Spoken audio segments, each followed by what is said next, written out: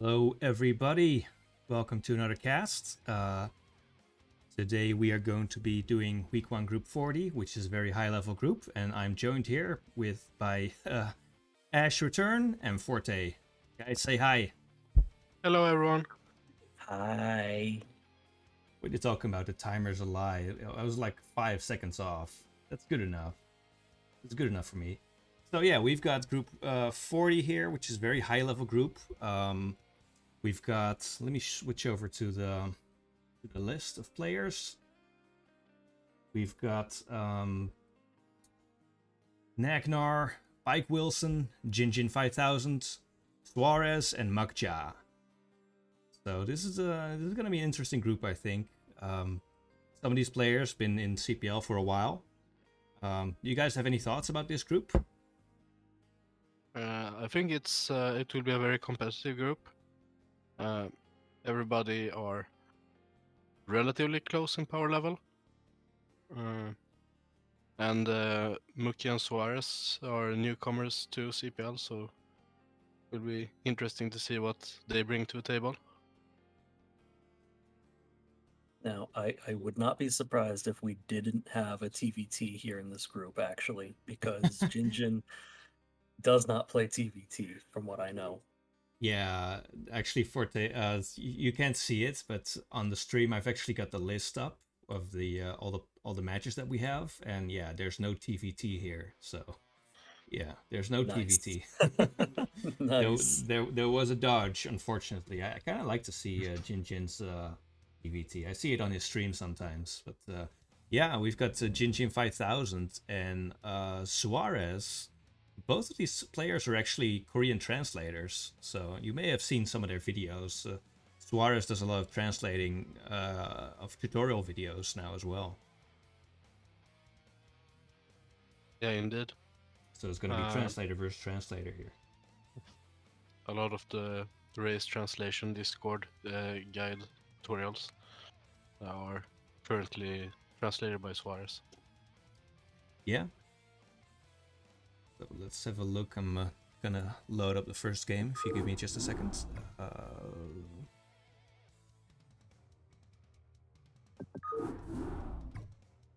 Probably should have loaded up before, but you know, it's just me. I don't think ahead. It's cool. You know, just chill out. All right, first game is up. And as this was in week 1, this is a week 1 group. All the matches are going to be on Polypoid today. So if you've been tired of watching week 2 casts with Eclipse, we're now going back to Polypoid. You'll be sick of Polypoid by the end of the evening. Polypoid is a great map. It is a great map, yeah. Yeah, I think it's hard to get sick of it. So just check if everything is okay. I'm gonna turn off the music and turn on the StarCraft music. There we are. Okay, I think we're ready to start, so let's get into it. This is Bike Wilson versus Jinjin 5000, a ZVT on Polypoid.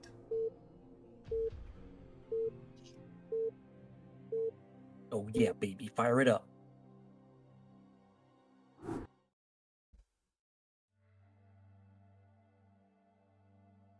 All right, in the top right corner, we've got our Zerg, Bike Wilson.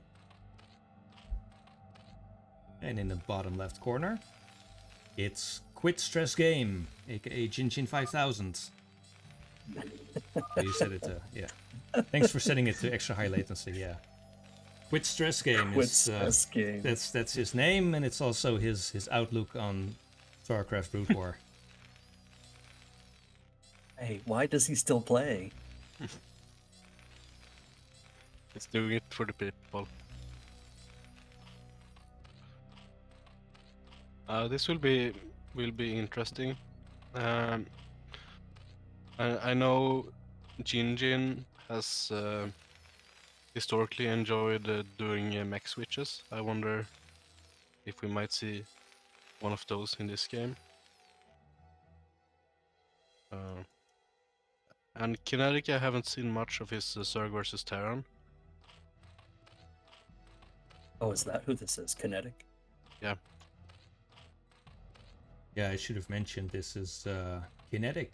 Indeed, I actually didn't recognize this username as well. So Okay, interesting. That's actually a 9 pool opening. Yeah.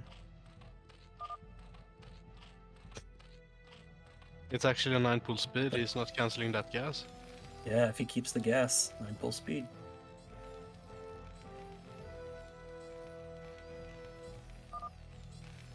And you know what really sucks? Jin is cross. Yeah.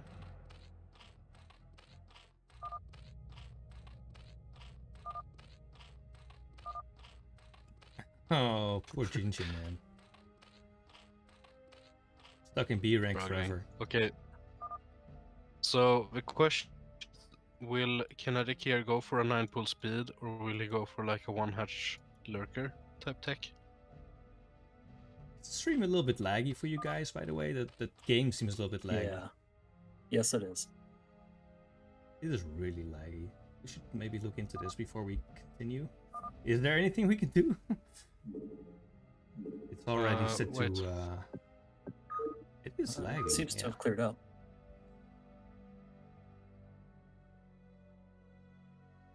Okay, so Yeah, it seems to be better you now, might be, yeah. You might be right about the 1 base lurker. It do look that way. I see no link speed having been started. And Jinjin is just doing a standard opener, scouting the... Oh! I'm not sure about going down the ramp. Right, so he should know about those Zerglings that are coming because the scouting SCV passed by all 6 of them. And saw the no hatchery and lair started, so should definitely know what's going down. Bunker comes up in time. Nice defense. That was clean hold. I saw offensive eBay as well. Yeah, blocking off the natural.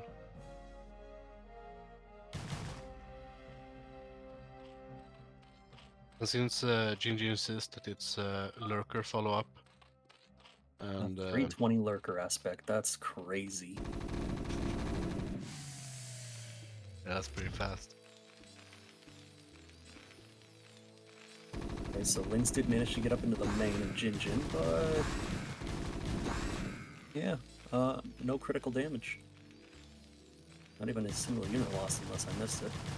I think just a few bruised marines.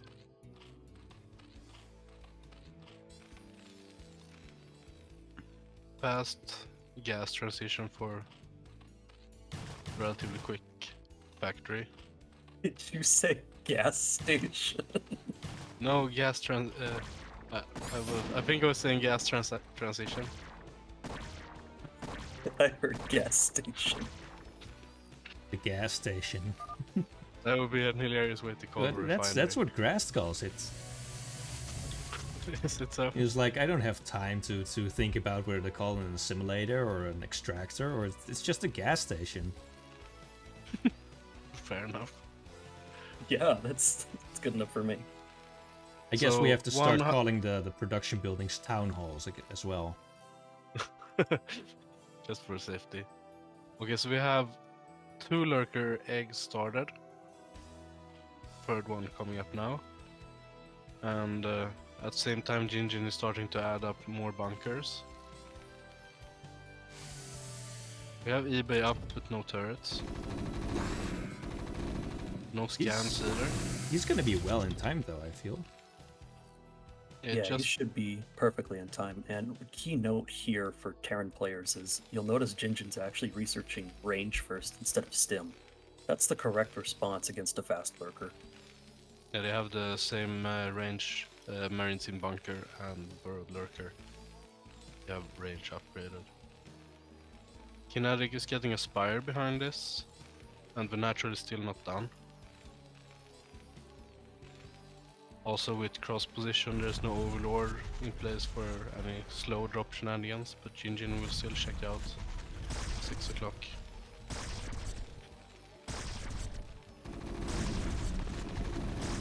There's that range. Yeah. But the turret is out of range of the bunker. And now there's a scam. Uh-oh, I'm getting a little worried here.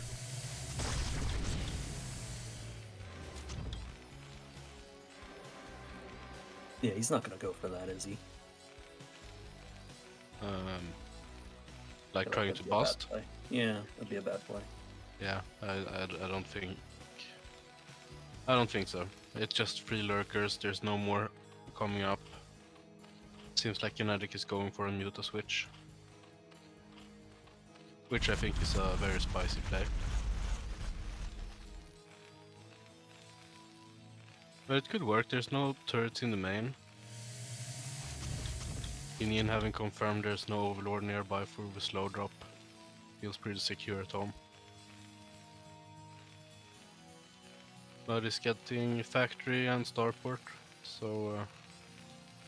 Jin is also holding on to 4 scans. Oh, one of those goes down. 2. Checking the main naturals, is the Spire no hive?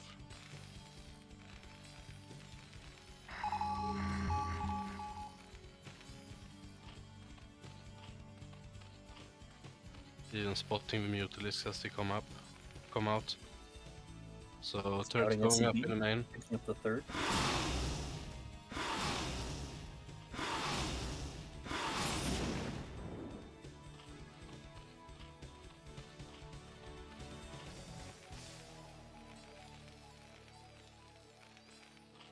I don't know. Jinjin's starting to tighten up quite a bit. And meanwhile, if we still look at the drone count for Zerg, at 17 at almost 8 minutes, I'm getting a little worried. Yeah, it's very, very low. I'm not sure where to take it from here. If these Mutalisks don't get any value, Kinetic will be very hard pressed to hold when the first vessel gets out. It seems like we're getting a 3 tank 1 vessel timing of old. They'll probably move out and snipe these lurkers. I don't think he knows about the 3rd though. 3 o'clock. Oh, he knows about it. There's a scouting SCV that went up there. Oh, okay.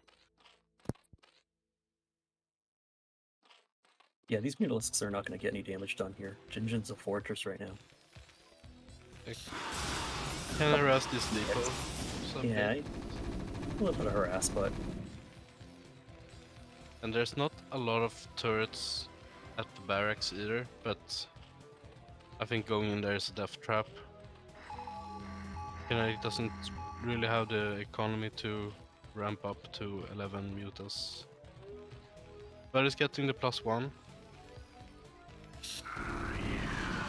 Actually, the drone count is starting to catch up.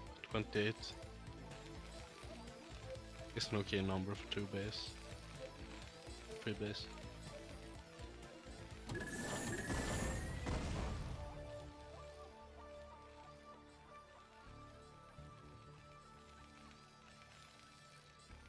I don't know. I would still be gravely afraid of a 48 SCV 3 racks tech. Yeah, I mean, it's not looking great. Kinetic did an all-in and, well, did an opener that has all-in-ish potential and didn't really get any value. I mean, Union is happy to just sit at home as is right now. And now as the tanks come out, can push back the lurkers. If he snipes the vessel, that would be huge, but it's just not enough. Well, actually, this is the Hanbang attack maneuver. Yeah, the 3 tank, 1 vessel. Uh-huh.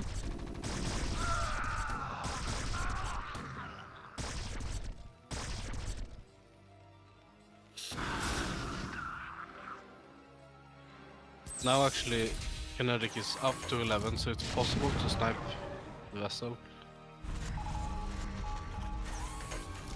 And of course very annoying having to siege up because you can't push with siege mode up the ramp. So, we still don't have Hive started, and that's of great concern to me.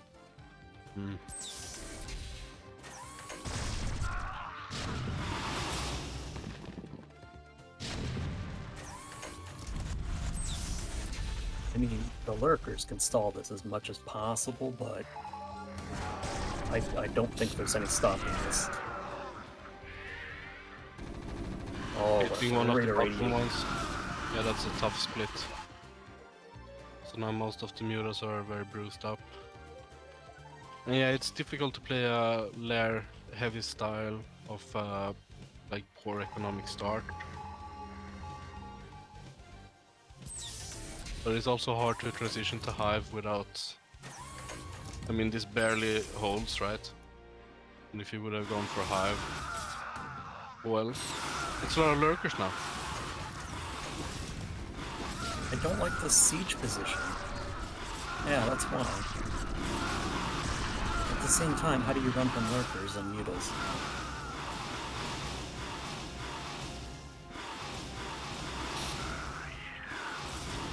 If we can get one of the vessels, that would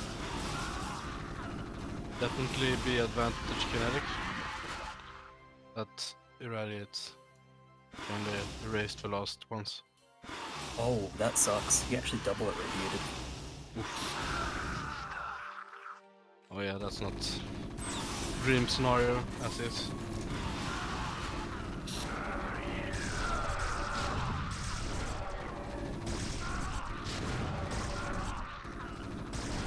Okay. I think this layer tech thing, maybe there's more than we're giving it credit. Yeah, I mean now the drone count is quite high. 40 drones. You definitely can catch this type of armies out. With like a nice move. I think if Jinjin had taken a third behind that initial push. But then it would be hard now, I think. But we'll see. I think this fourth base here for Kinetic at 5 o'clock is crucial to get live.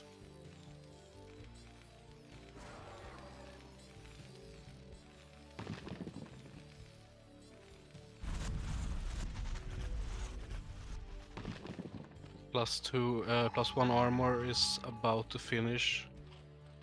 I guess that one would have been very helpful to have against the lurkers. Right.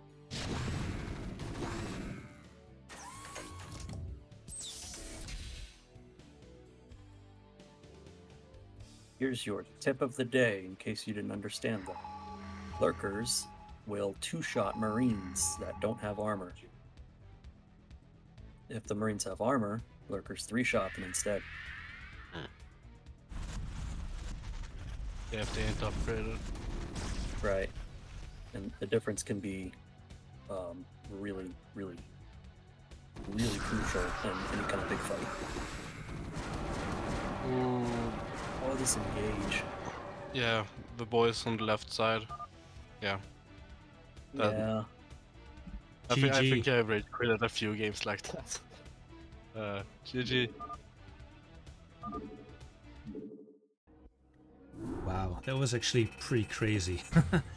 I wasn't expecting that. Yeah, I didn't expect Kinetic to pull back like that and just go straight on the offensive and nearly break his neck. Yeah. I think it's when playing lair style, it's very important to actually win every engage. So you probably want to make sure that the engages happen on your turn. But if your mid shields aren't in the fight, lurkers die surprisingly fast.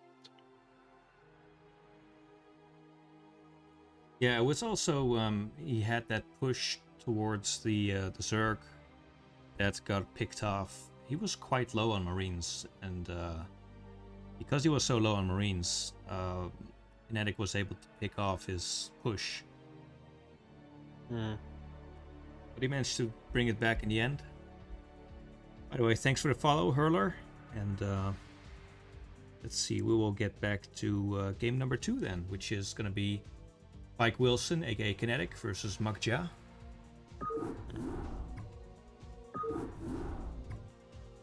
Maybe set the lobby turn rate to 8. Yes. Hold on.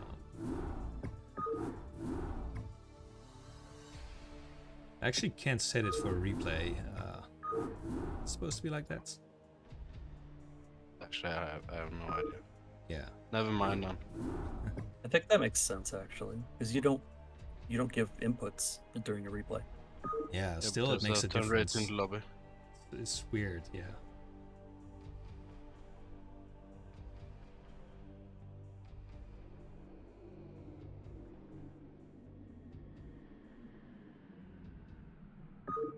Alright, let's get into it.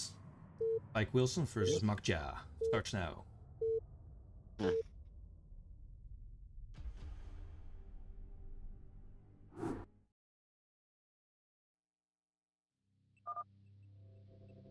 Okay, in the bottom left corner, it's Makja, the Terran, our new player. And in the top left corner, it's Mike Wilson.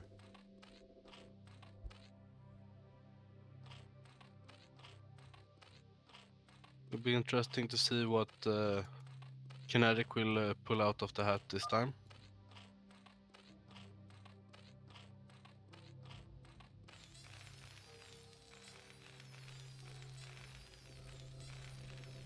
Mukcha is I think I meant to send his overlord in that direction. Can be like a trickery. Anti-meta scout. Or maybe mix it up with Vermeer. I know I do that a lot. I would totally understand that. I think like 80% of my games on either Vermeer or Polypoid, I send one direction and when it has gone about 20% of the way, I'm like, wait, it's the wrong map. I will redirect it. You might as well keep going though. Yeah, probably. But versus Terran, if you get the Overlord into the main, you can get sniped. By the way, Okay, it is so we're another getting 9 pool. 9-point gas, yeah. I noticed last game that Kinetic did Overlord on 9, which kinda desyncs a bit with the pool. I'm wondering if that is made on purpose type thing, since he was going for the fast lair, or if Yeah, it I'm was an not sure. accident. Yeah, I don't know. This time he went for the 8 Overlord, so we're maybe getting a 9 pool speed this time. Yeah. If there's any merit to that, it could have also just been an accident. But I think Kinetic has been on the same team as Neblime, so I wouldn't be surprised if he knows the secrets of the 9 pool speed, but he hasn't done it yet.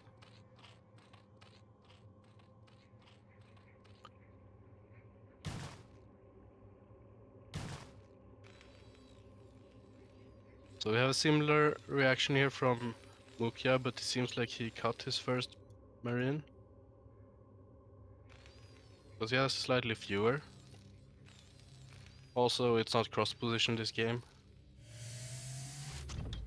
But it seems like the idea is the same. The response is there though. Oh, I need to tighten up that wall.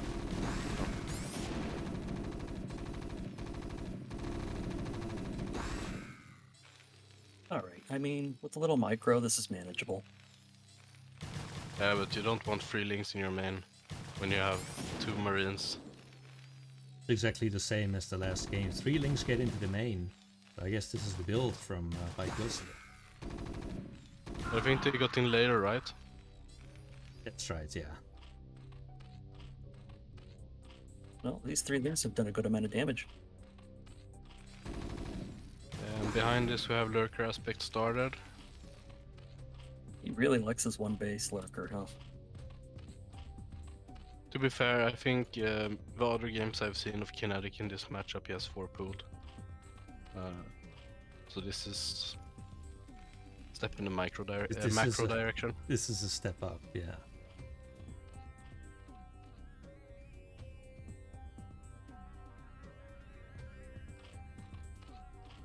The 1H Lurker is a strong build. I remember it was kind of bread and butter at one point back in the days. At least for me. I did a lot of 1H Lurker builds in the early 2000s.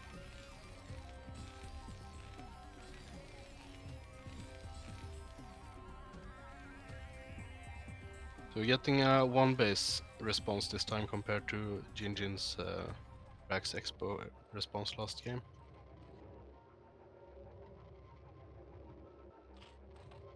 Lurker aspect finishing with 2 hydralisks on the map, same as last game.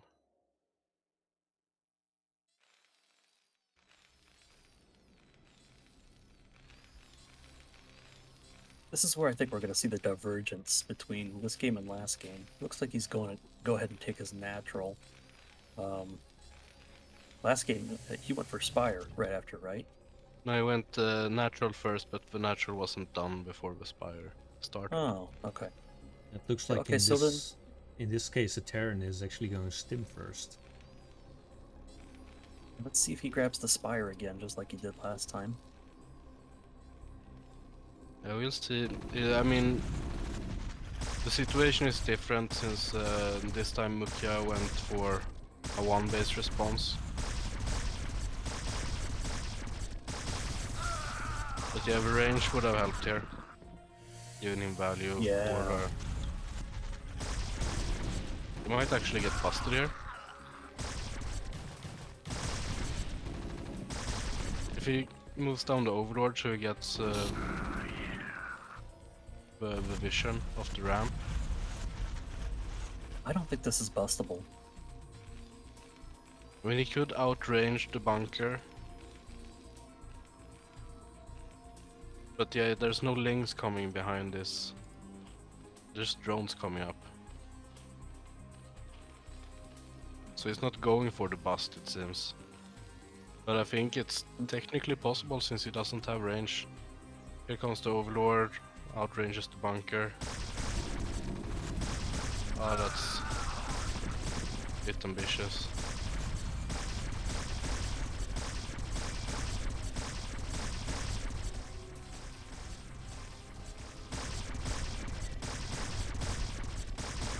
Factory coming out. Range is about to finish. I mean, it's similar here. 1 minute of this costs Mukia almost a command center in repair costs. It's like 100 minerals per minute per SCV repairing the bunker. Ah, that Overlord.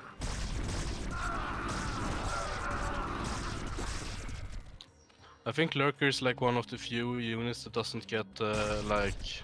Oh, that snipe was so sick. Yeah, that was a very clean one. He just walked down that ramp and popped that Lurker. Blah. Okay, Mutalisk follow up from Kinetic. Mutas are out. It's just 6, but that's enough to snipe on Marine. SCV leaves at 12 o'clock just in time as the third the drone going to take the third. Medic sniped already.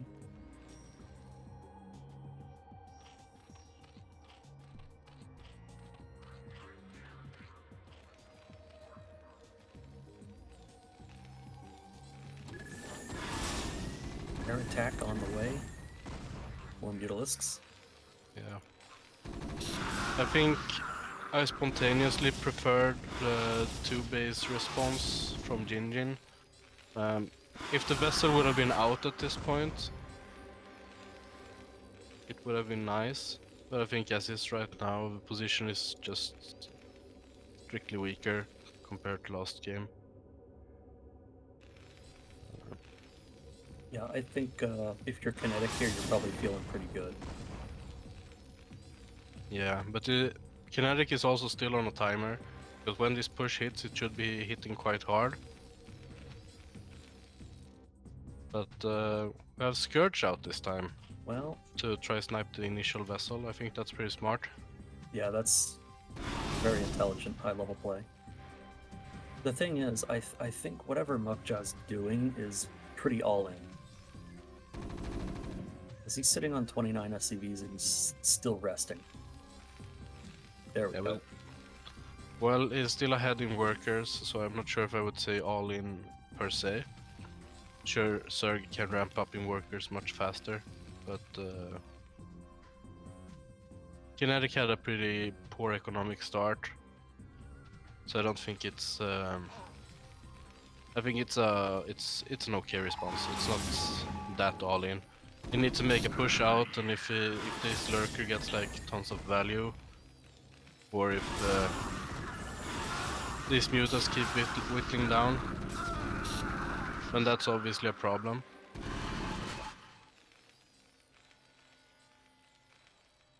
We're getting some lurkers now from Kinetic to try to get back in army count wise if this attack moves out. But it seems like Mukia will be waiting for Irradiate. +1 about to finish. Scourge get picked up. Too bad.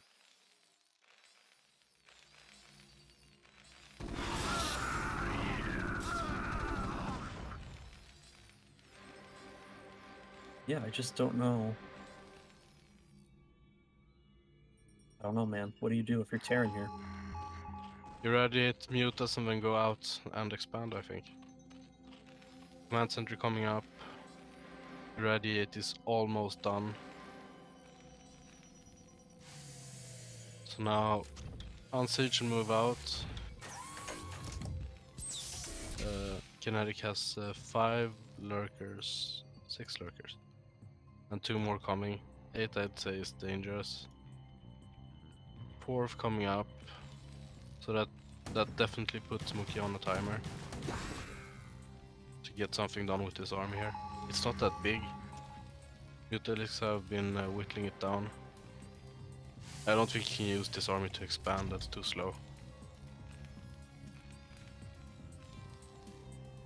Right, so he actually needs to push out and get something done. Yeah.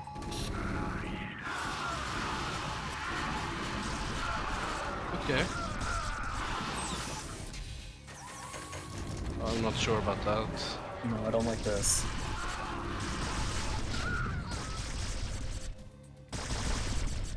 But we got the tanks. Got the tanks, got the Mutalisks. I'm just gonna keep pushing. walking. I'm not sure. Need to block the ramp. Okay, these lurkers over the production. That's too much. That's his game. Yeah, that's game. Can.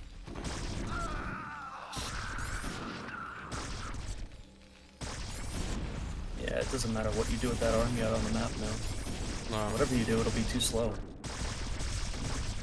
Anything short of killing Kinetic here is too slow, yeah.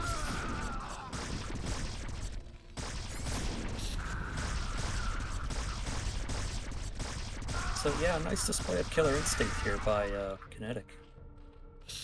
Yeah, that was a nice move. If Mukia would have blocked the ramp, it would have been tough. Like, if he would lose these lurkers without getting any value as the army is marching forward, that would have been rough. But as it worked out, was the perfect move.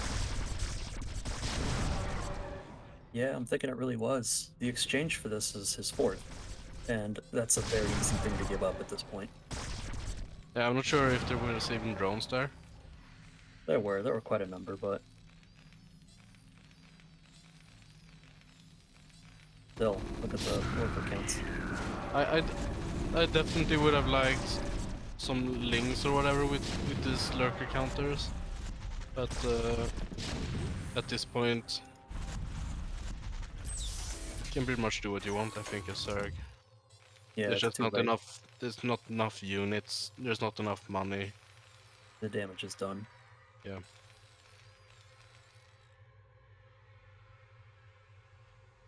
Behind this, Kinetic is getting your Queen's Nest, Evolution Chamber, just ramping up economy. Lurkers on the ramps here will be unbreachable for 5 Marines and 2 medics. Dropship is out. There's a lurker even in the mineral line in the main. Yeah, Kinetic already sniffing this out. Pretty smart. I mean, that's one way back. It's to make a really strong drop. Yeah, drop plays can be very strong. It's high risk though. Yeah. But you need to do a high risk when the Zerg has 3 times your worker population. Right, so it makes perfect sense for him to be parking lurkers in such a defensive fashion. Yeah.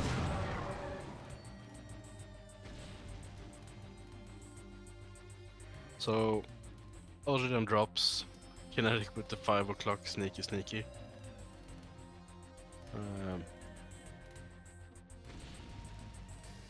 Both the refinery and the factory burning up. Oh no, this dropship. Yeah, sussed out.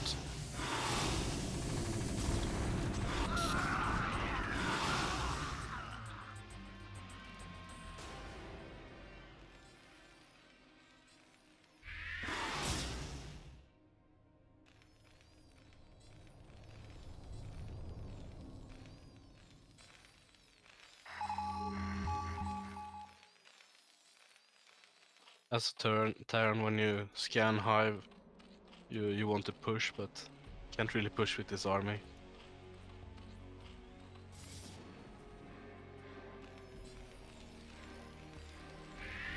No, there's just not enough of anything.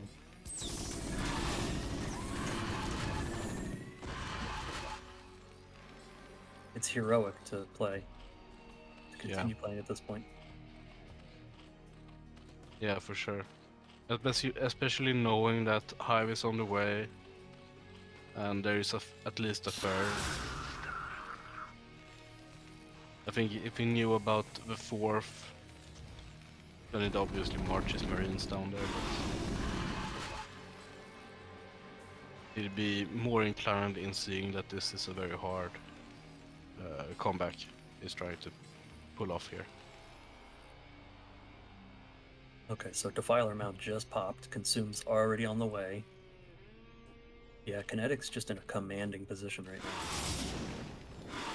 Yeah, the transitioning to a standard mid-game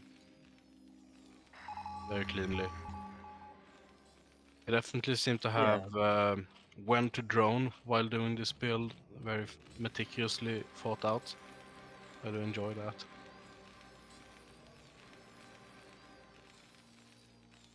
Yeah, starting with 1 base lurker. I love watching this guy. This is entertainment. Yeah, he's definitely bringing his own spice to the mix, so to speak.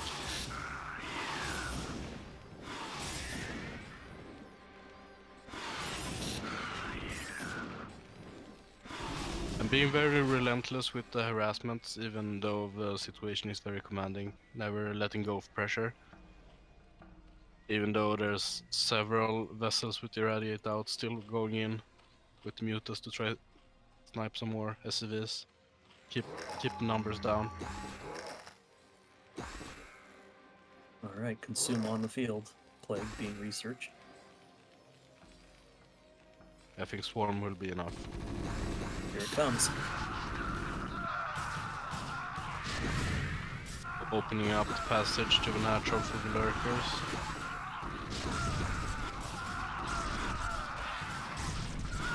Yeah, that's GG. Yep, there we have it. Clean. Wow, GG. Yeah, very nice, very clean push there at the end.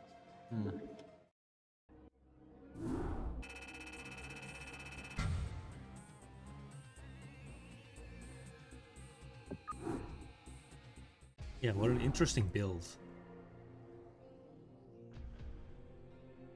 Yeah. Now I'm curious to see if you played any Zerg versus Terrans in week 2. See how those games were. Yeah, I haven't seen his week 2 game, so that'd be interesting.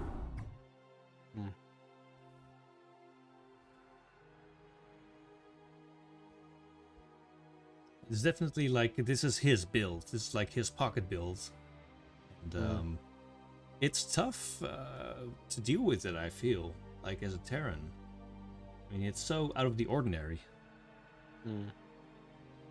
It's a hassle. Definitely. There's a lot of like danger boxes you have to check. In this case, Mukia, he played where one base response, so he wasn't as afraid about like slow drops and stuff, since he'll have most of the time his army in the main. But yeah, lurkers into potential drop into Mutalisks, into Mutalurk.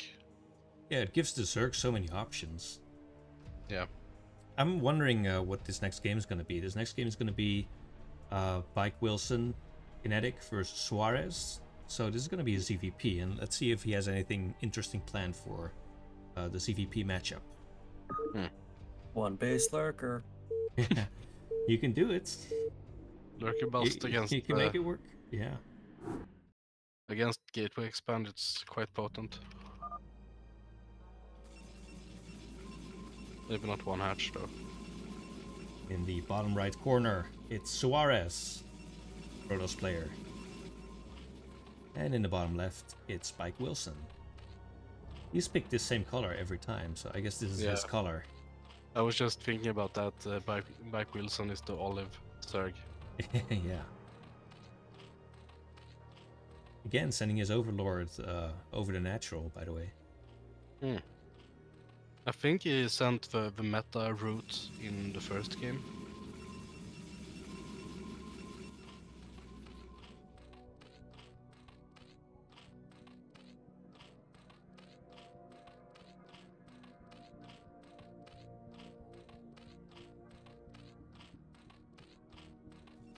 So will that be a 12 Nexus or a 10 gate from Suarez? I think 10 gate.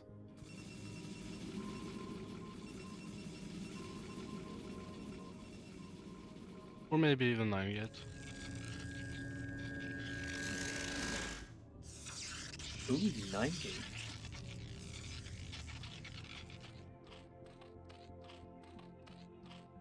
Kinetic getting an Overlord before pool this time.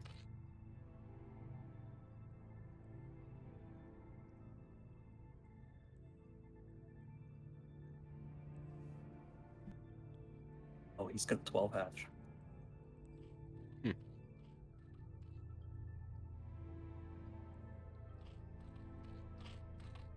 Interesting choice, especially with this Overlord scouting.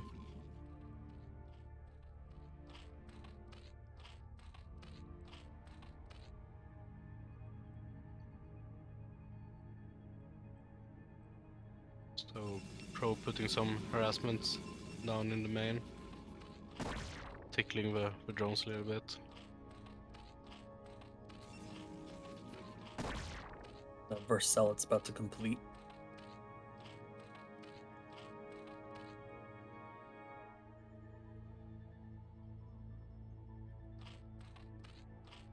Kinetic trying to win some time with the drone scouts, getting some shots off on the Salot. Oh! Don't lose the drone. We're getting the third Salot queued up before Nexus. So we're getting a very offensive type of reaction from Suarez here. They'll go for the 23 Nexus.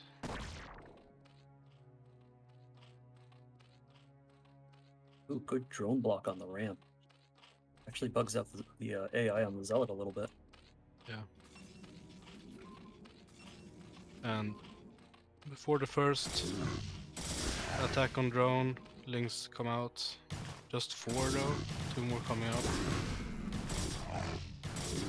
There's the second Zealot. They're staying at home. Oh, they're there on the east side of the creep.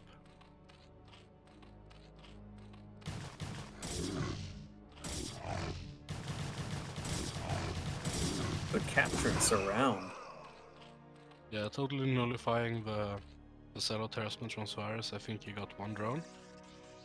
Yeah, just 1 drone, that's all I saw. Now his third base is up.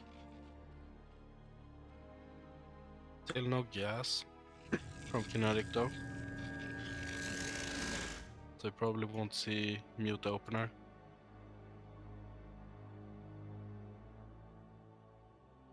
Might even see 4 hatch before gas. Oh, don't place it there.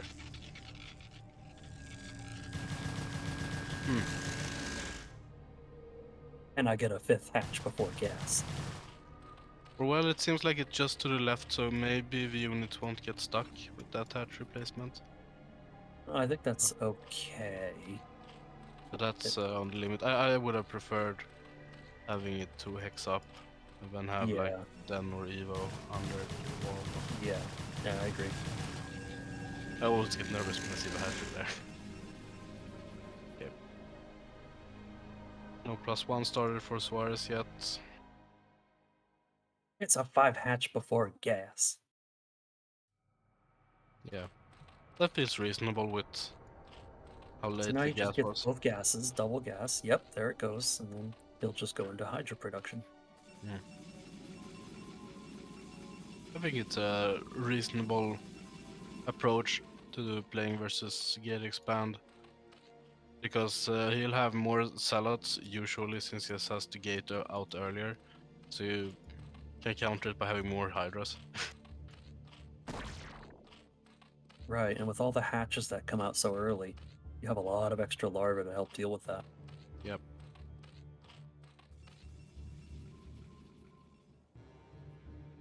Creep colony coming up. Interesting.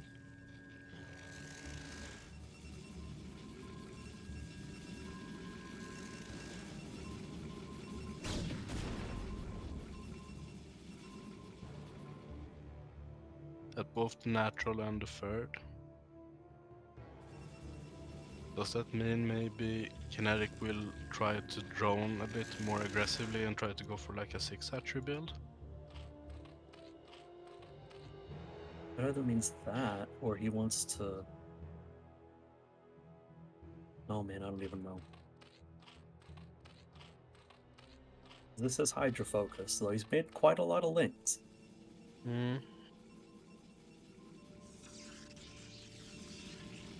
Drones are up in the 5 hatch Hydra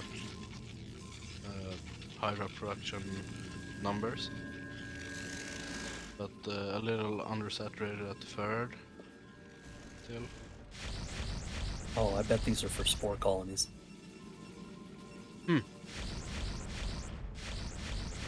Doesn't have the Evo, but... I think it will be Sunkens if it's like a Sairless build. I think he wanted to make sure he doesn't get 6 gate Zealot surprised. Which is why it's not morphed now that he has seen the Corsair probably. Interesting.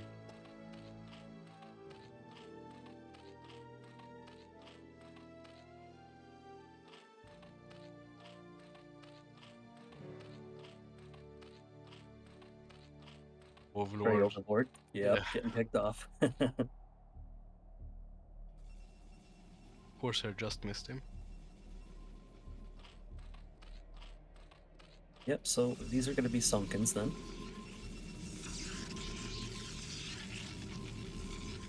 Yeah, if he would have gone Evolution Chamber before then I think Spores would have been more likely.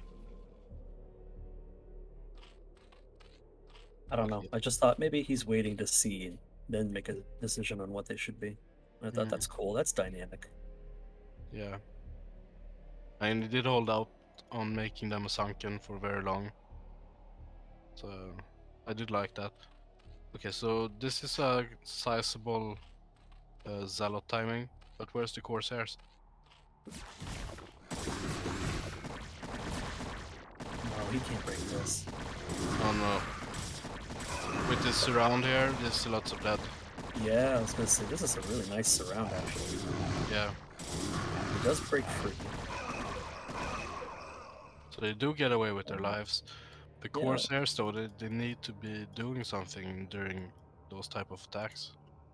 Yeah, and there's just the 3 of them sitting up there for 12.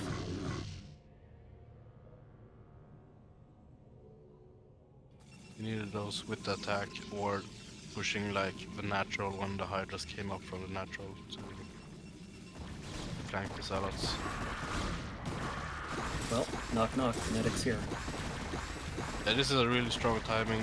One storm is just done now, or ready, I might say.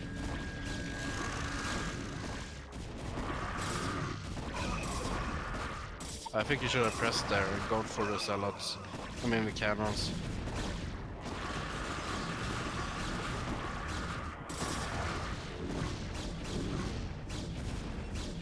Need to more aggressively take down the cannons. I feel the DPS is so high. But preserved most of the Hydras and has the pressure up, forcing Suarez to remake the cannons, and also sniping Forge is good value. This is good, catching these Zealots that are out here. Okay, they'll get away. And more Hydras come in and reinforce. We're not looking with any upgrades yet, still 0-0, but that's a lot of Hydras, man. It is. It's a sizable force, for sure. And Kennedy is getting his 4th here as well. Lurker aspect. I don't know, man. I don't think he can bust Suarez. Not now. So, I think it's too like many this. storms. Yeah, it's too many storms, you're right. I like this, just taking a 4th and chilling out outside. Like, you don't need to do anything. Yeah, that's true. Double evolution chamber going at home. And when Lurker aspect is done, the Zealots will lose value quite dramatically. Kinetic has over 900 gas ready to make into Lurkers. Oh, he's gonna push out before Lurker's ready. I actually kinda like that, but it did cost him his storms though. Yeah, it's so ambitious. now, yeah, it's ambitious. I think he probably wanted to get some action done, try to get the Nexus up at the 3rd, but yeah, I mean, he needs to kinda connect this type of movements with the units he has on the map. So like sending the Corsairs and the Zealots to the 4th to like distract Kinetic a bit as he moved out, maybe. Would have been more effective. I mean, the Zealots up here at 1 o'clock. They are on the map, right? So you should be running around causing. There they go. Oh, you heard me. But I mean, okay, we're sitting on +1 missiles for Zerg. Lurkers are out, they're on their way. This is still a huge Zerg force that Suarez has to deal with, and more Lurkers are in production now. Yeah, it's true. It's a pretty rough situation to be in as Protoss, especially when there's now 51 to 48 workers. Yeah, I think with this economic advantage and this army advantage, he can get away with setting up this contain and probably still focus a lot on getting his economy going.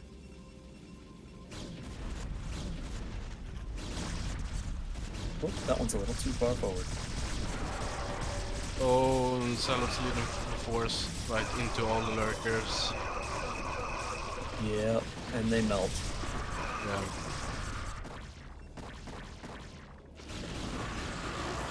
Ooh, great storm. The storm was pretty nice.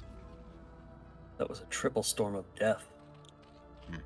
Just pure, unadulterated Hydra death.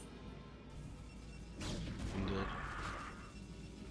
But the goon count is still too low to be able to actually press out. I would have liked to see one round of drones from Kinetic here, but I guess with the Hydra losses during the storms. Yeah, these storms are beautiful. But, It's really about the lurkers, though. Yeah.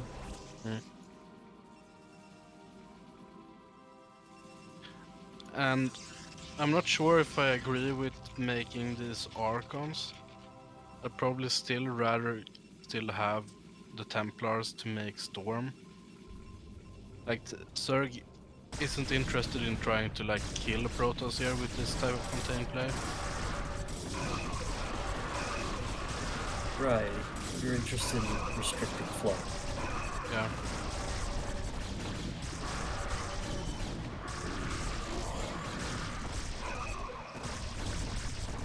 Don't back off.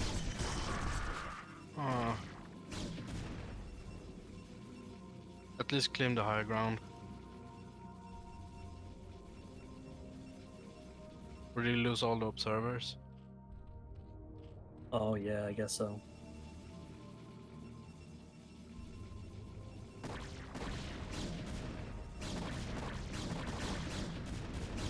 It seems like he still has one Corsair, but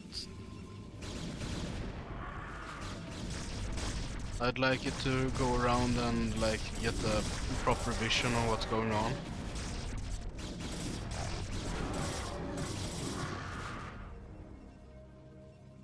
One of the 3 zealots go down to make some moves. Oh well, I do like that. I think having like the zealots out to try deny Kinetic from taking another main. Yeah, for sure. I can get with that, but I still want zealots on the map to run around and be annoying. Yeah, you just want to be annoying in general as Protoss. Yeah. Their units facilitate that kind of play. Indeed. Kinetic with 1 Hydra, 1 Ling, making sure Suarez doesn't do a double expand after breaking out. Oh! Don't headbutt right into lurkers without ops. Killed bridge, but that was nerve-wracking. Holy smokes, that +2 armor on Protoss is no joke. Yeah.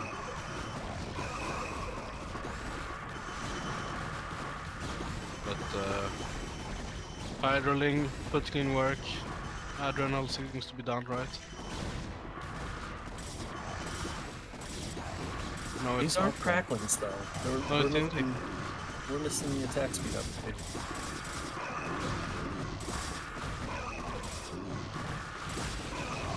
Oh, he stormed his obs. Oh man.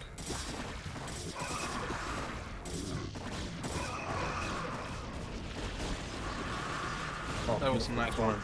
Yeah. But Suarez is kind of running out of steam, yeah? Yeah, at the end of the day, drone count is exactly the same.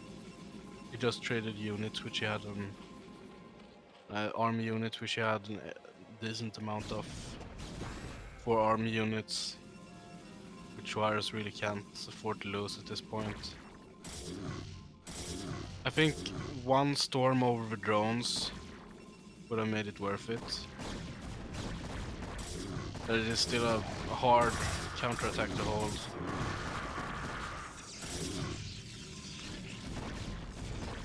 There's a lot of storm, or well, Templars at least, aspiring stormers at the natural. Aspiring stormers.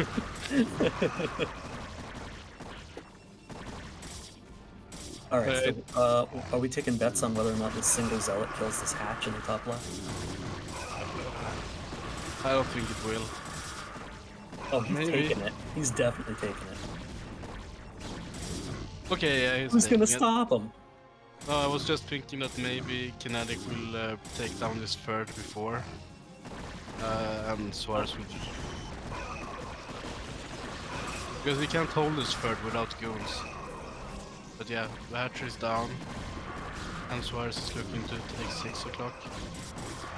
Which is a bit of a power move, but I mean, you need to do some of those in these situations, I think. Nice storms, but a little too late, I feel. One Ling causing havoc.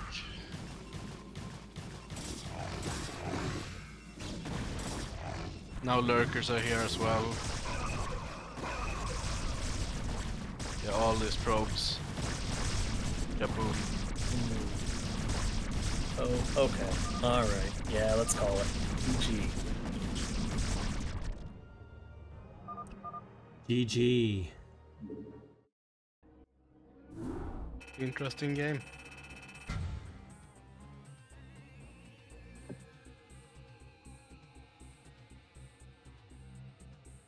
Yeah, just really solid play out of Mike Wilson. Hmm. Really likes to control the game right from the start. Yeah, but he was doing a very laid-back opener this game with 12 hatch into 5 hatch before gas.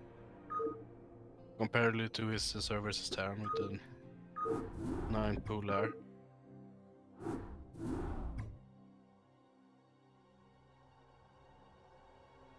Definitely a very interesting player to cast. I'm looking forward to seeing more of his games. Okay, so we have one more game by Mike Wilson. It's going to be a ZVZ versus Nagnar. So I'm kind of curious what kind of build he's going to bring to ZVZ. Really getting a good view of how he approaches StarCraft in this cast. Yeah, definitely. I think I played Kinetic last season, Star vs Zerg. And from what I remember, he had a very macro approach to the matchup. Okay, maybe it's just Terran that he hates them. Yeah, that's ironic. Okay, well, let's get into it. Yeah. Nagnar versus Mike Wilson.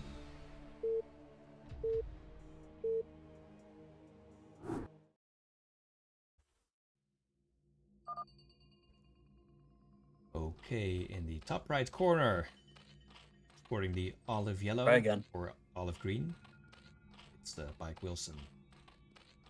And in the top left, it's Nagnar in the orange, which is a nice color for Zerg, I think. Yeah, I like warm colors for Zerg, generally speaking. We've been having good colors this cast so far. Yeah. And this has also made it on top versus bottom, like actual pros. Yeah, we can switch the colors if we want to. I don't think we really need to, but... It will be very interesting to see this, because I know these two were on the same team last season, so they have definitely practiced a lot of Zerg versus Zerg. I know they play in Theorycraft together. So it will be interesting to see if there's any like mini meta type stuff between them, since they know each other's style and such. Yeah, we do have a 9 pool going down for Nagnar. And this is cross-spawn, so it's gonna be a while before they have any intel on what the other is doing. Yeah, for sure. Nobody getting that fabled first scout. Seems like we're getting a 12 pool. Yeah, Lair can probably be expected. But will it be before link speed?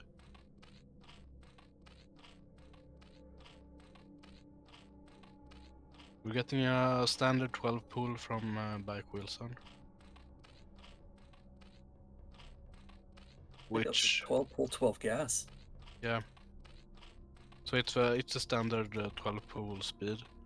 So he'll take and then the 11 hatch. right into a hatch. Yep. So just about as standard as it gets for ZVZ. Yeah, you think so? Yeah, absolutely. Yeah. Nagnar going from Lair before speed.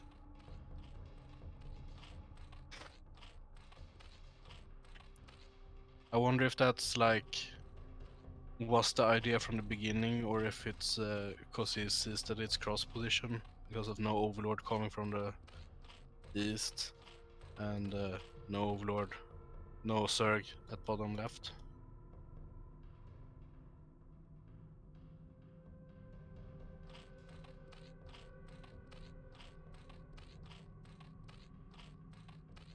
speed on the way for Kinetic. Not for an Agnar. Oh, he's actually skipping link speed, it seems.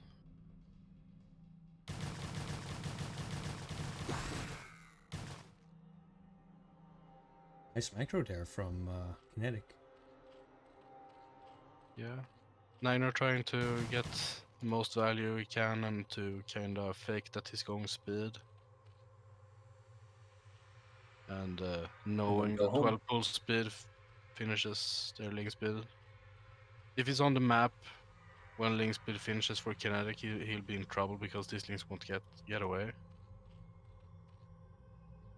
So he must go home. Yeah. Go home, tighten up the ramp. Yeah, around 340. Link speed finishes for 12 pull speed. And there he goes. So what you do here as Kinetic, because Nagnar's Spire has already started. He's actually making a stunk in the main as well. Yeah, he has to. Oh, he's not even sure where he is. Well, he knows now. Well, as Kinetic here, I mean, he still doesn't know exactly what he's facing. I guess he knows it's not 9 pull speed since it didn't come any speed timing. So maybe he can infer that it's Lair first. But he definitely needs spores. He can't match the Spire timing.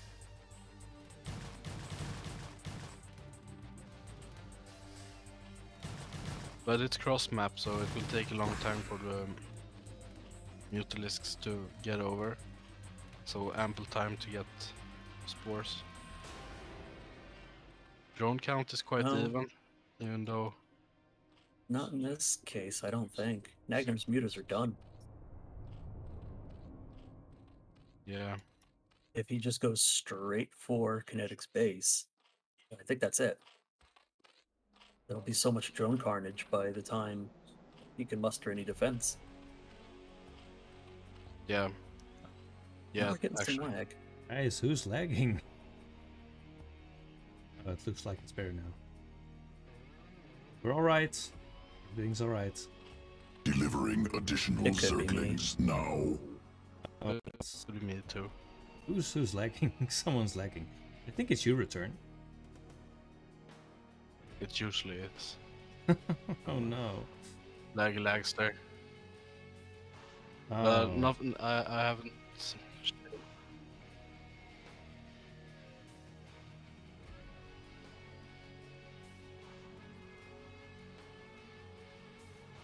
Guys, I'm sorry about the lag. I'm not sure who it is that's lagging, but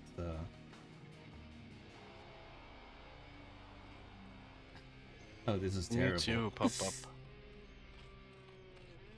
Forces beyond our control. Oh my god, what's happening? This is like, this game is in slow-mo now. Should we pause the game and figure this out? I can leave and restart my router and join the next game. See if that It helps. seems to be okay now. Oh, I spoke too soon. It's back to being bad again.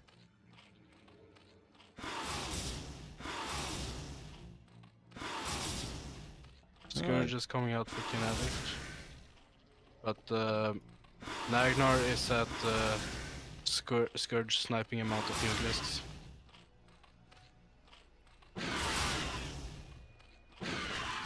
Oh, the Muta's actually getting caught. Wow. This is such good value for Kinetic. Ooh, wow, both those Scourge connected.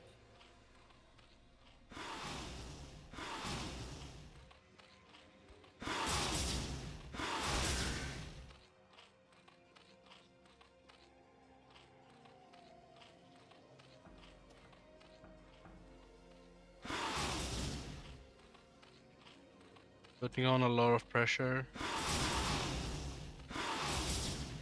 But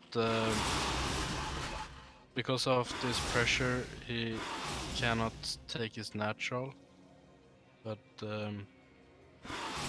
I mean, I guess that doesn't matter as much if you do game-ending damage. This is actually a very even fight. Yeah. Those Scourge pop out and they just totally destroyed the game for Nagnar. The lag is that was rough.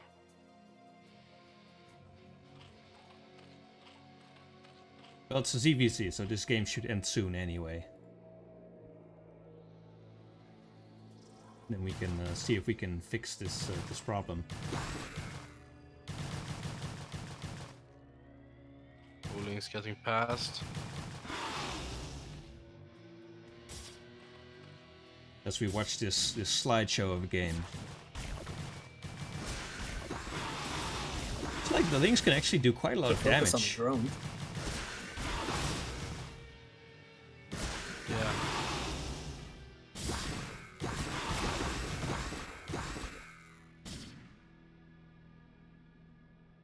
Yeah, that halved Nagnar's drone count effectively.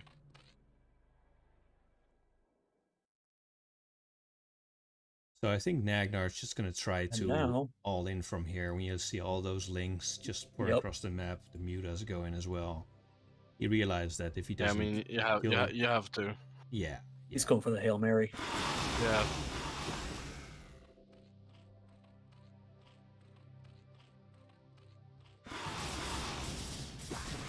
Oh, so many mutalisks. And the Sunken's finished too. Guys, I think he holds this. Yeah. Yes. Maybe with the Scourge coming from the back, with perfect cloning. Yeah, if you can pick off all these mutas, then maybe you can run past and attack the drones. Oh, that was beautiful. That was really clean. I actually do think he breaks the... Oh no, there's more mutas waiting at the natural. I don't think he's going to be able to break this now. But he is running some links to the main. Okay, good drone pull. I think that's game. But that's game, yeah. At the end of the day, Kinetic just has more mutas. Yeah. Yeah, more drones.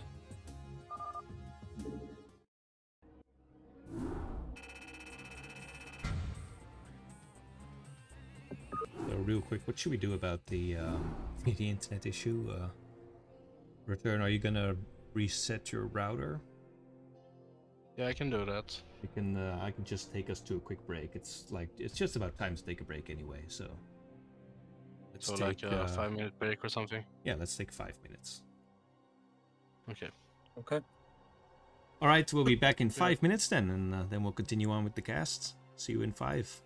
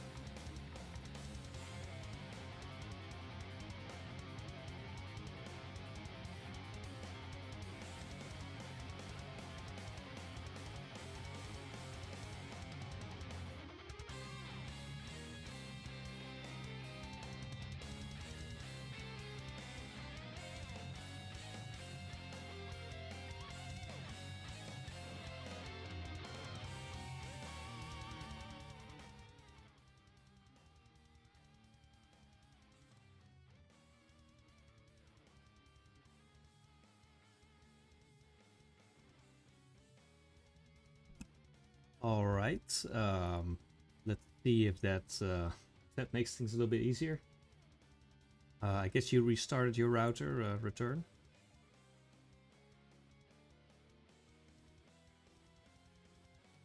Fingers crossed. Yeah.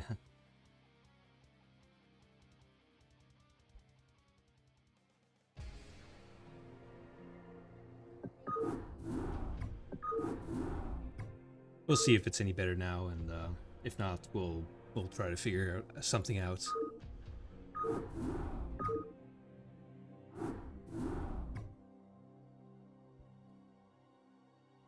Waiting for return to unmute and come back to us.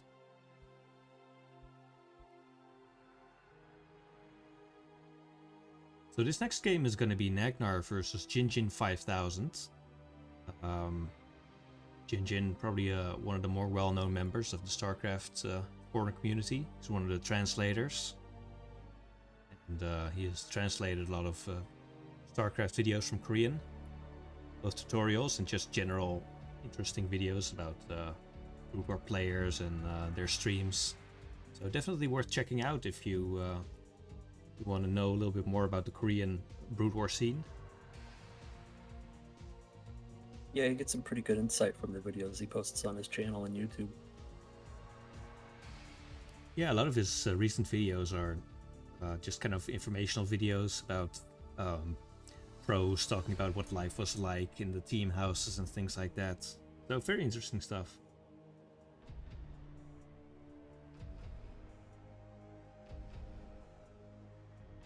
Hello, return.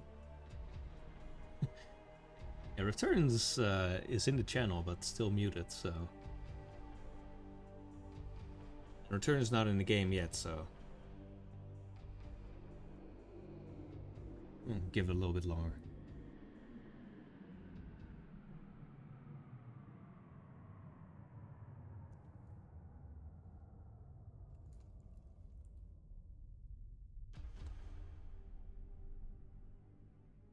Yeah, Jinjin is very strong player. So is Nagnar.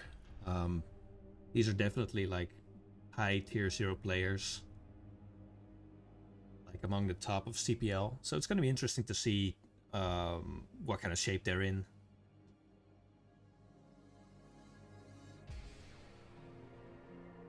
Agnar's a pretty wild player from what I experienced. Yeah, I don't actually know how much Nagnar practices. I don't know if he has a stream, but I know that Jinjin has a stream that he uses a lot. He's a non-ladderer, so those players are usually interesting. Is he in a clan? I don't know. As far as I know, no. Okay. We have returned, kind of leaving and rejoining the call, so... Hello. Oh, there you are, Return! You've returned to us. There he is. Yes. If you are there. If you are really there. Say something if you're alive. Okay, he's not alive. He's dead.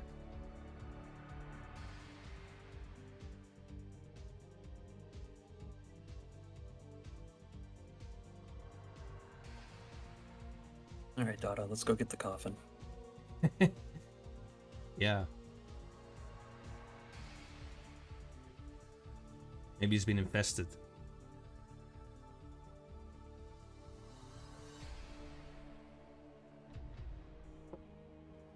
I guess Return's probably opening Brood War. Sorry about all the delays, guys. It's just technical issues. They happen.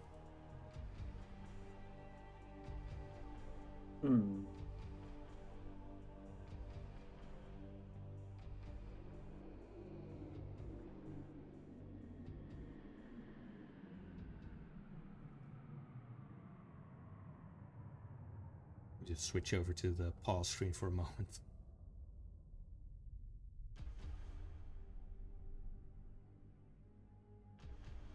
So Forte, how have you been? You been practicing? Yeah, a little bit here and there, whenever I can now.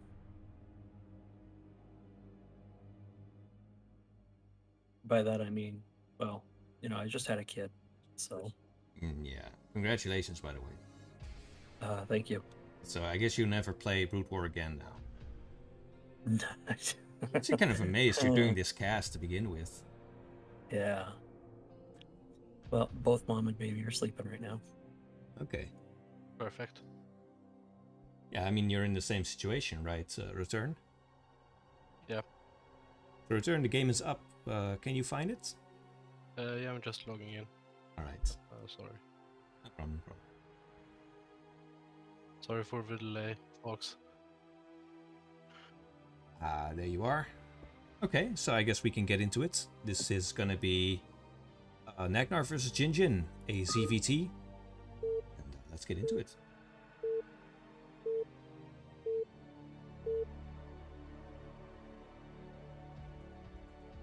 Oh, Return, you're red. Oh no. Oh no. It's a bad omen.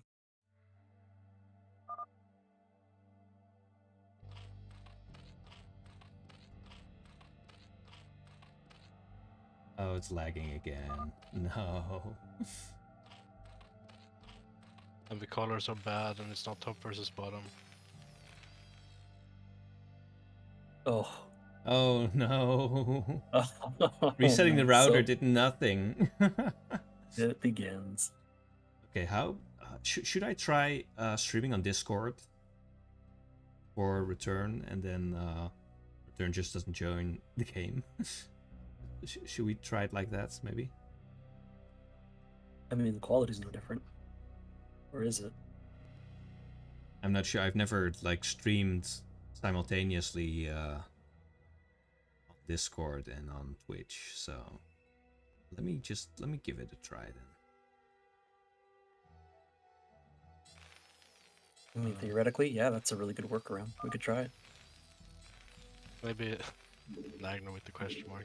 Maybe it's better I bow out rest of the cast. Nah, we'll figure it out. Yeah, I'm thinking I can try streaming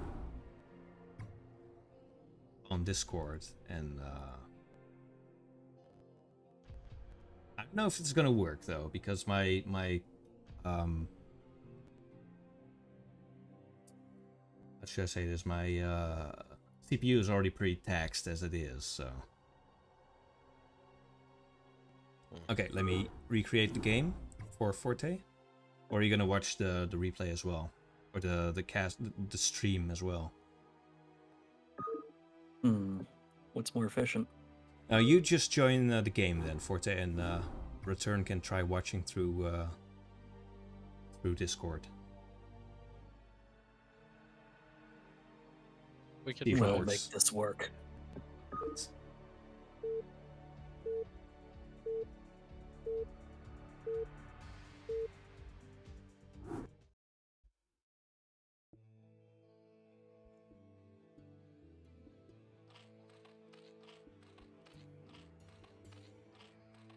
Oh.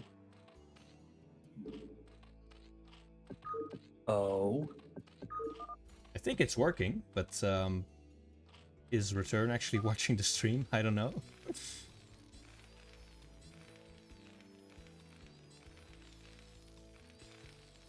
Return, what's up?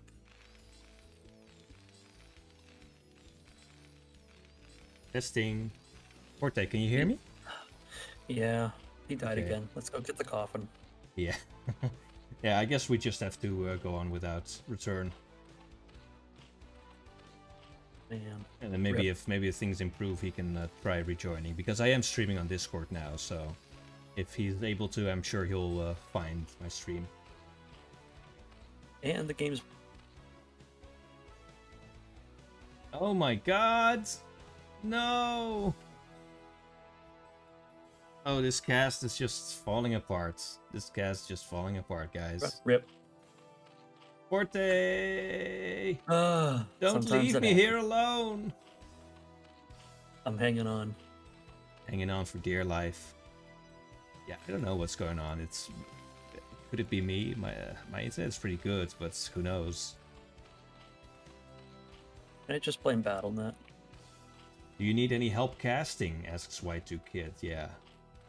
I don't, because if another person joins this call or this cast, I think my PC is gonna explode. The house of cards comes tumbling down. Yeah, it's already pretty bad. Okay, so let's take a look at where we're at with this game. We have a pretty standard barracks opener and scout going out for Jinjin. 12 hatch had a Nagnar. Yeah, so far this looks like a very standard game, very honorable. You can call it that. You can call any StarCraft game honorable. Oh, we have a Terran player here, so the game's going to be honorable anyway. Return! What's up? He has risen. Yes. Didn't even take 3 days. Return, are you watching the stream on Discord? Oh, never mind. We spoke too soon. He's dead, guys. He's dead again. Yeah. He's like some kind of weird zombie. He keeps coming back to life and then dying and then coming back to life. How many lives do you think he has? I don't know. I mean, I know a cat has 9 lives, but Return's an owl, so... Do owls have more lives?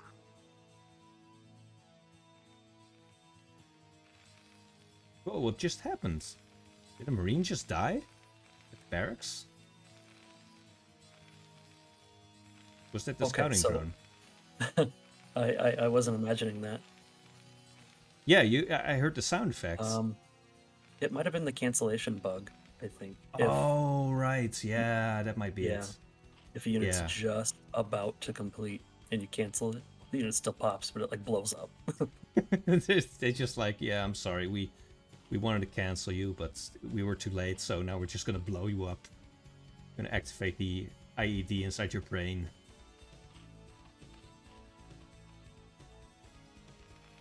So we're looking at a pretty standard 2 base layer for Zerg. Agnar just doing the regular. That's pretty standard, I'd say. Yeah, only 2 lings here. Jinjin doing a Rax Expo into 2 Rax Academy. Not getting a bunker. Super duper standard. Meanwhile, the SCV being chased around by the lings.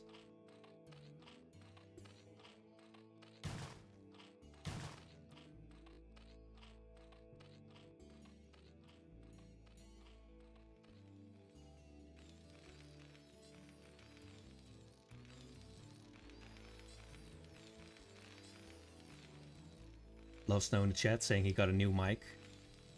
You want to cast, Love Snow? We're short one great. caster. Yeah, that means he's going to cast, right? Yeah. I mean, he's got the caster role, right? So he can just join in. Oh, yeah, he's good to go. Hop in here. Yeah. Need to adjust his volume, but that should be okay.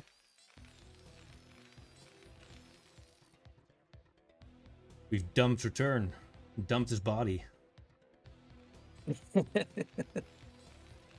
Yeah, guys, he's dead. yeah, he's not coming back. I'm sorry. We're also looking for a new staff member. Coincidentally.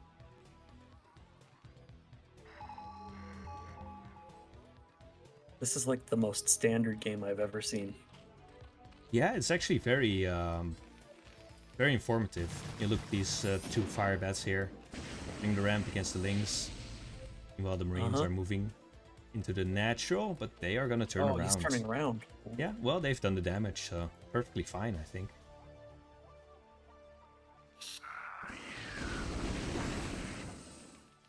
Maybe he's actually a little bit worried about his lings, which just ran into his main.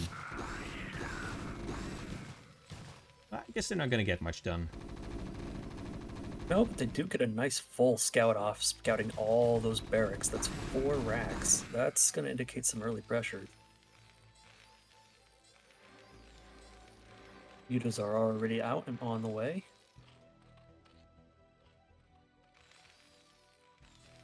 Birds coming up. Just about the right time.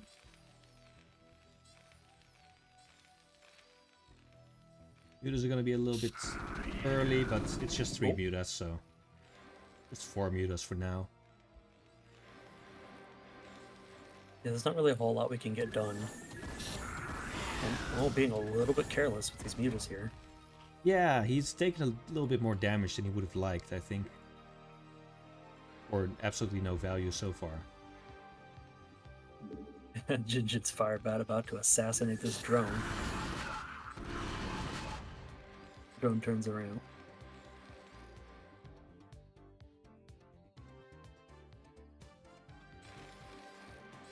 Yeah, and from here we're just going to see a few more missile turrets, and I think he's going to be just totally safe.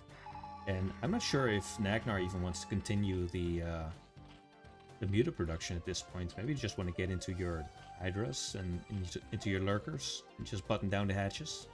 Take a third somewhere. Yeah, it looks like he's got a couple more in production with the +1, so that's probably going to be a group of 11. But he's already got the Hydra tech out. Like, the den's done. He's probably just going to transition into Lurker after seeing 4 barracks. Just saw a mutually assured destruction in the top right corner. 2 Lings killing a Firebat and a Firebat killing 2 Lings.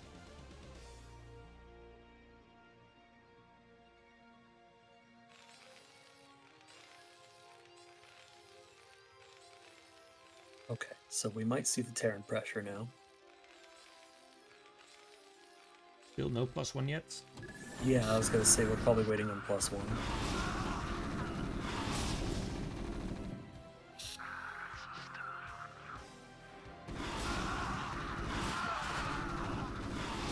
This Muta Micro's pretty good. Yeah, this micro ball is actually quite small. Quite a few Marines got picked off there. Neither forces have +1 yet either.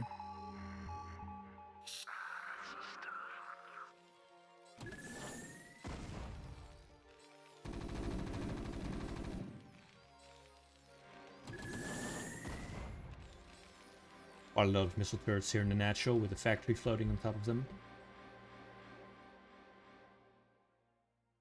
And yeah, this force is out in the map, but it seems a bit vulnerable to me.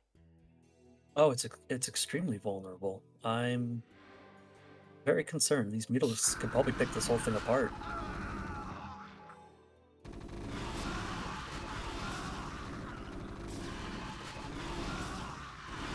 Yeah, he's just going to commit onto it now, yeah. Yeah, the Lings coming up, it would have been nice to have the Lings a little bit sooner. Yeah, I agree. Let's pick it off before the reinforcements can come in. +1 finished now. For both the Terran and the Zerg. More Lings coming in. I think he's going to try to catch this small group as well. With the Lings and the Mutas. If he does, then he will have total and complete map control.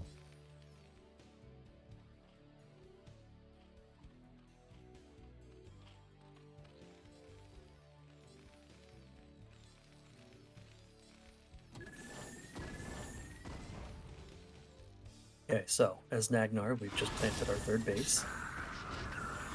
Looking to get some damage done with these mutas. Pick a turret off. I don't really know if we'll go from the top. The Eminent Force has grown once again. So Jinjin sees that there's no Lurkers at the natural. There's 4 Sunks, which is quite a lot. I don't know if you can bust that with this force. If he gets caught by Zerg's army, then definitely not.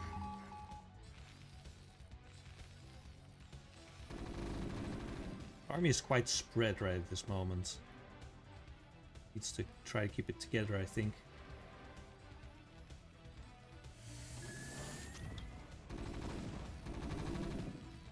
I think Nagnar is trying to do a counterattack with these Lings as soon as the Bio Ball moves out. Yeah, he might be waiting for his moment to backstab, which Jinjin's already got his bases covered with 2 bunkers, but will that be enough?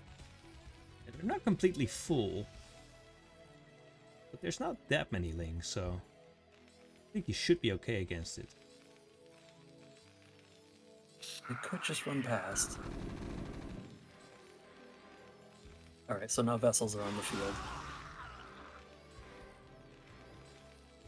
Lings are retreating.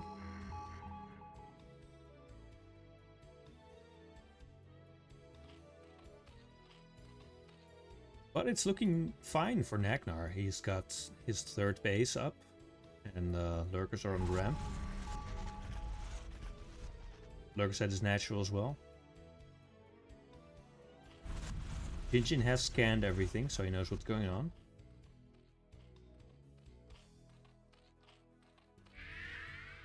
That many lurkers here. Down.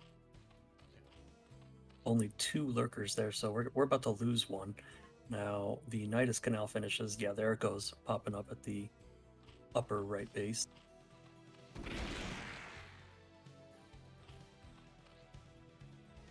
And Jinjin's gonna go up instead. Okay.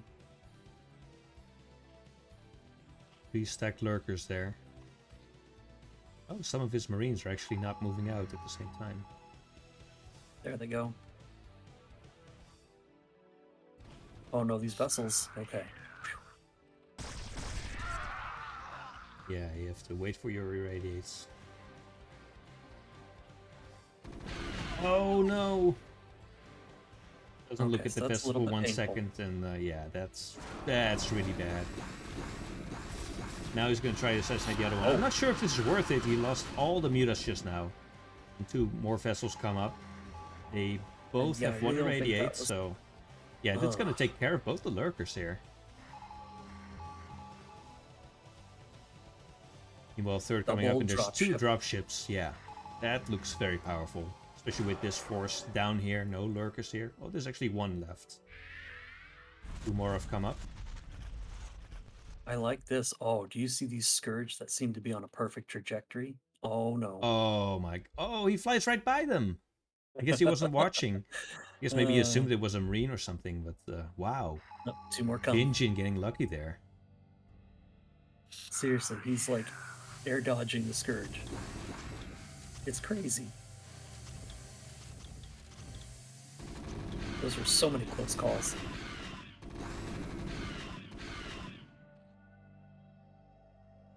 No connections out of any of these Scourge. I'm not sure if Nagnar saw that the dropships were moving down. He's going to go directly into the main, and I don't think there's much here to defend. So there is a group of lings, and they are cracklings, but because of the slow reaction time, there's not going to be enough time to get them over there. This is some great damage. You got all the drones. Yeah, this is absolutely insane. He is going to clean this up with the lurkers and with the filer, but he got a ton of drones. Meanwhile, there's a force outside the natural and a force outside the third.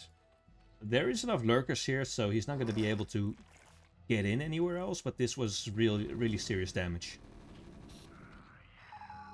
Yeah, I think as long as he keeps this up, Jinjin can probably just whittle down Nagnar from here.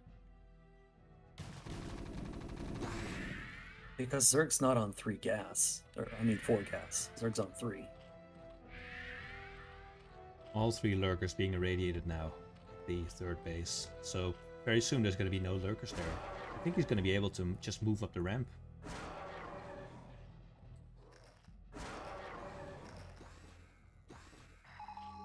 Yep, and there goes the skin too, and he goes for it. Yeah, but there is a Defiler with a Dark Swarm here. There's a lot of room to move around here, so Jinjin should be able to get some good damage done. Gets the Defiler, nice. And now he has access to all these drones. But there is a single lurker here. Well-placed lurker. Gets 1 Defiler over just in time. But it's not enough. Nagnar GG's. He knows this third base is going to fall. So yeah, very nice game. Very standard game. Very well played by both players. And yeah, GG. And nice on Jinjin for getting the win there. Impressive drop play from Jinjin, I must say. Yeah. Oh, we have someone in the casters channel that I wasn't expecting.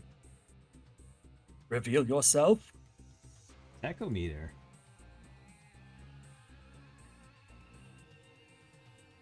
Well, you're here now. You're part of the cast. Yeah. Well, I actually. Dada, can you fix that? Yeah, I've no. Well, he's actually muted right now, so Tachometer, if you wanna cast, feel free. I don't know. I was just looking for the stream, like watching what's going on. Oh yeah, I was streaming for Return. I will actually stop streaming now because it's Return is not casting at the moment, so I'm just gonna stop doing that for now. Sorry about that. Yeah, I'm just gonna go back and.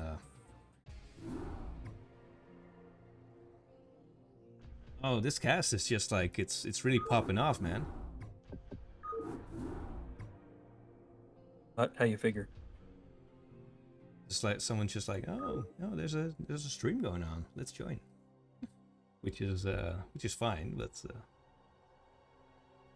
yeah, man, it's CPL. It's heating up. yeah, exactly. The new season, it's heating up. People are getting excited. So we have a game now against a player we've seen him in Mike Wilson versus Mukja. So this is going to be another CVT, Nagnar versus Mukja from the Sai clan.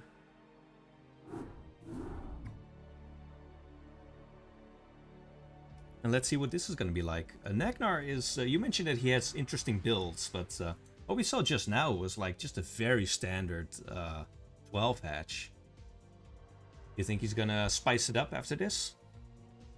Perhaps. It is preseason, so he might actually be trying to gauge himself, but he does have a wild style that I appreciate greatly. Yeah, I suppose it's also time for people to de-rust a little bit. But yeah, no, he's very academic, I guess, when it comes to builds. He's very, very knowledgeable, so Nagnard's a good Zerg to talk to if you have questions about Zerg stuff in particular. Yeah, so let's have a look at this game. Nagnar versus Mukja.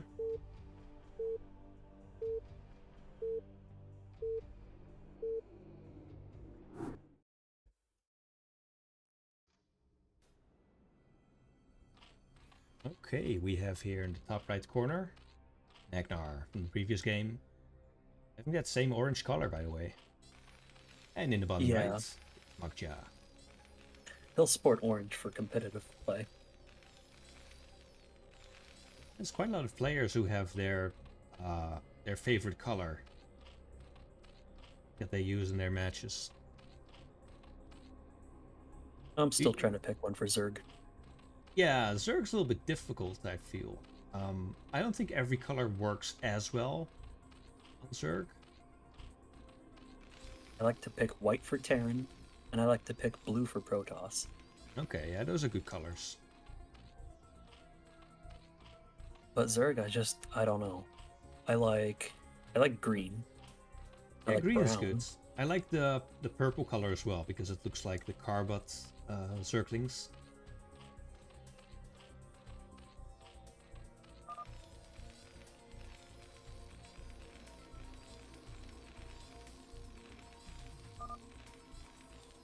Nagnar saying low is fine, yeah. So, I guess this is Mukja scouting out that Nagnar is going to be using Mutas. I was going to say, I guess that's Nagnar's cue that he's going Mutas. Oh, Tachometer, don't worry about invading the cast. That's alright. Yeah, man, it's totally okay to just pop in and say hi. Don't give them any ideas. Well, I mean, you know, if you just be courteous and respect the rules. And...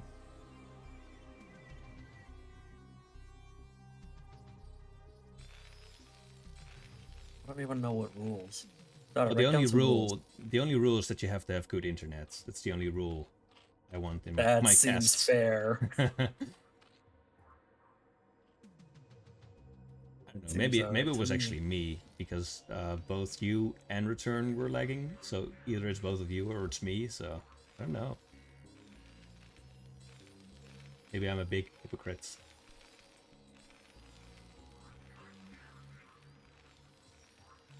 Alright, so build-wise for Zerg, for Nagnar, I think I caught the tail end of it, but I think it was a 12-12-12 opener. Oh, that's interesting. That's interesting. We haven't seen that yet.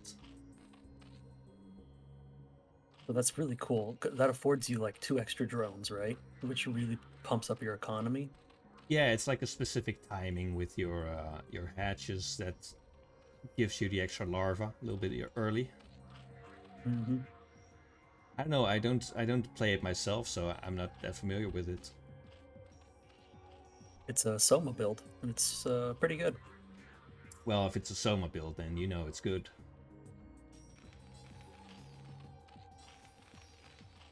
Soma's guides are really amazing. Yeah, I have to subscribe to that. Yeah, you definitely should. It's really interesting. Even if you're not a Zerg player, it's actually quite interesting. I remember seeing his Muta Micro tutorial, which I've seen quite a few Muta Micro tutorials, but his was by far the most clear and gave me the best idea of how it really works and when you use certain types of micro. It's surprisingly very complicated. Yeah, it is. There's lots of different choice you have to make depending on the situation. And Ekomita asks if Soma does tutorials in English. He does not, but the tutorials get translated. So there's a Discord that you can join where the translations are posted. Yeah, you have to subscribe to Soma's guide videos, which are videos that he sells online. He has like a subscription for it. And then they get translated.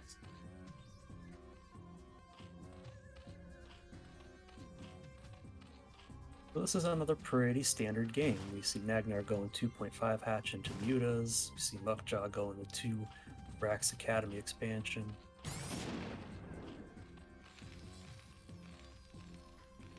And I guess now we kind of wait and see how this develops. Is Muckjaw going to try to do a move out timing for some Sunkens? What's Nagnar's next move? Is he going to commit heavy to Mutas? Is he going to tech switch quickly?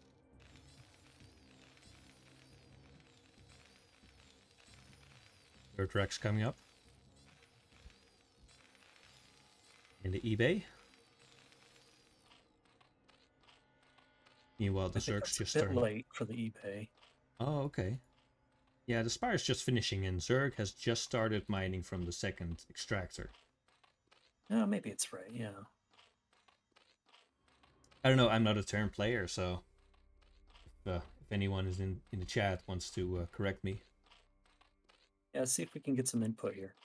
Yeah, we've lost a return. That was about I was like really banking on return to actually like drop all the knowledge that we lack. Yeah. Well, specifically that I lack, but returns our tier 0 player, our caster. Need somebody that knows what they're talking about. Okay, these Zerglings get in here. That's pretty nice. That's going to disrupt the mining time. They can pick one. But at the same time, here comes this M&M force up here. Yeah, there's only one sunk, but he does have the Mutas out. So I think he can just hold, maybe. Yeah, he can hold this. Yeah, very nice. Really tight. This was really on a knife's edge. And now that these links are here, I think he can just pick this off.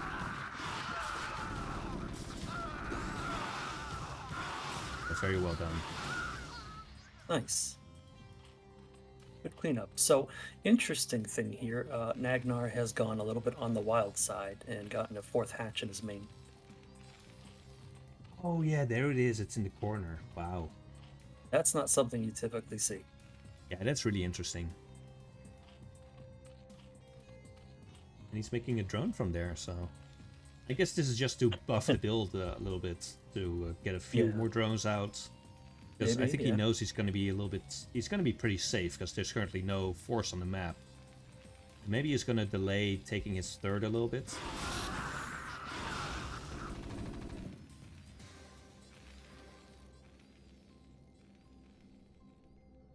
Well, there is a drone going to the top left corner. Take that 3rd. 2 of them. Yeah, 2 of them. And he's gonna make another hatch there too. You're gonna be like, what's going on? Why is he building all these hatches? So 8 mutas here for Nagnar. I really like his movement. with the mutas. He's going in, out, around. He's looking for weakness. He's looking to pick and kill off anything that's exposed. Oh, gets caught there by the Marines. That's a bit of a shame. Yep. And there's 3 turrets here, so he's gonna take massive damage on these mutas.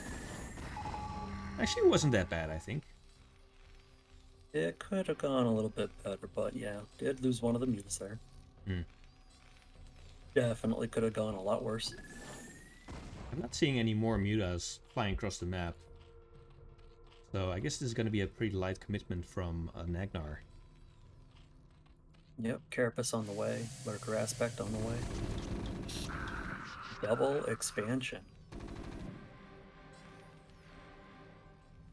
So let's see if Makja can get anything done with this push then. Because there's not really enough mutas to effectively shave down this force, I think. There's only 8 and one of them is very low.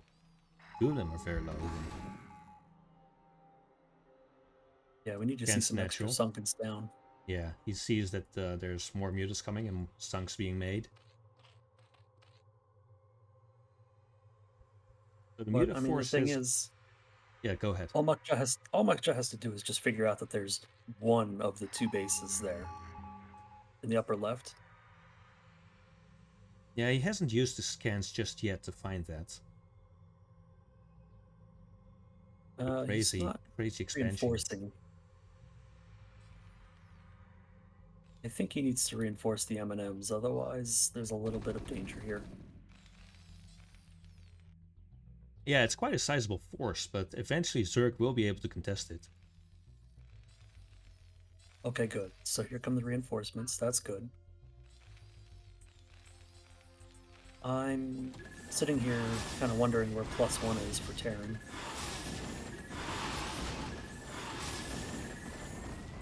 But these mutas getting good damage down here.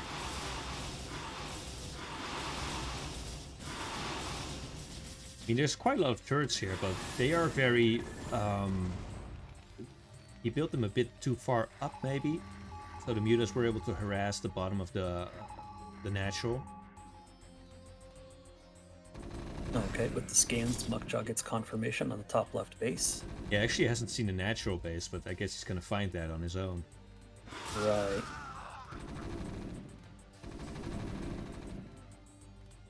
Big ball of mutas trying to get some damage done on this M&M force here. They're gonna keep moving. You're right, there's still no +1, and in fact he's not even making it. It's very weird. I guess... Oh, look at this! Oh my god, the natural's being invaded. I don't think this force can quite make its way up the ramp, because there's quite a lot of Marines waiting there. Well, that's a full pack of mutas with +1. That's right, yeah, this is actually quite powerful. He's on top of the barracks now, and I think the 3rd and 4th for Zerg are going to fall though, but he wasn't quite using them yet, and there's no drones there yet, so it's maybe not that bad. A lot of mutas have gotten picked off though. There's only Zerglings here now. And one very low muta. But there's basically nothing to contest this here. Oh my god. Yeah, he's losing SCVs like really fast. He actually just barely managed the skills here, I think. If he had just a few more Marines, then probably he could have cleared this force up, but now he's taking so much damage. And there's a fresh pack of mutas. I think this game is just about over. Yeah, I have to agree That's a with beautiful irradiate though. A very nice split as well. Yeah, I think this is just about it. There's... Yeah, this is your classic textbook backstab. Yeah, very nicely played by Nagnar. And look at the Bioforce from Terran. It's actually making its way down. It gets intercepted by lurkers, which are actually just walking past. Oh, now the Bioforce can't make its way back, unless they have to walk all the way around. No, they get eviscerated. Wow. Just devastating.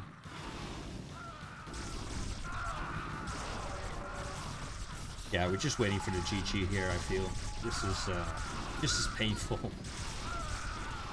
There's just going to be more reinforcements from Zerg, and this whole base is going to fall.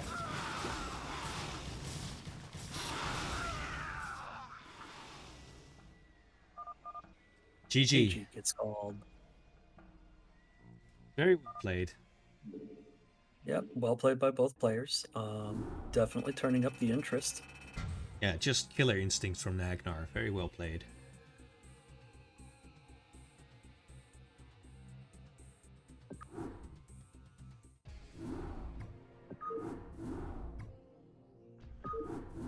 Yeah, backstabs like that can be extremely good. When the Bioforce is all the way over at the third, which is usually cross-spawn. Incorporating adaptation into Swarm. Tachometer, thanks for the cheer, man. Awesome. Thank Times you. 10. Really appreciate it. Glad you're enjoying the cast. So we've got 2 more games. It's going to be a ZVP, Nagnar versus Suarez.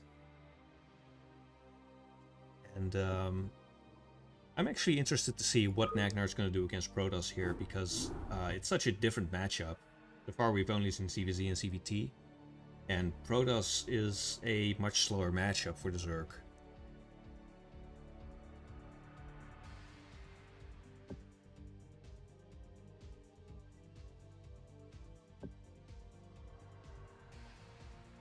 Alright, well, let's get into it. Yeah, fire that baby up.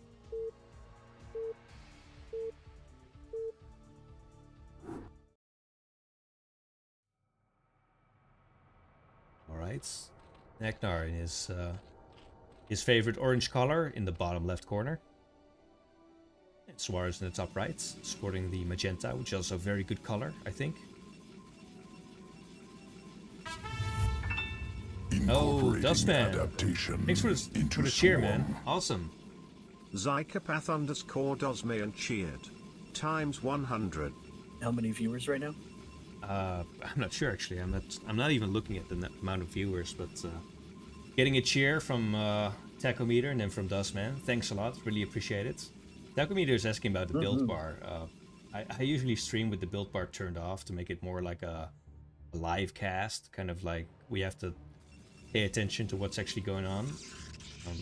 I could turn it on, but the logo is right behind it, so I don't know.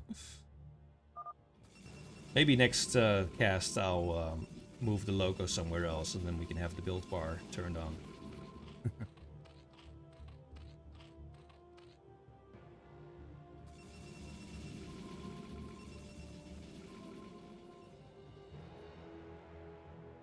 So Suarez, as mentioned, is our Korean translator.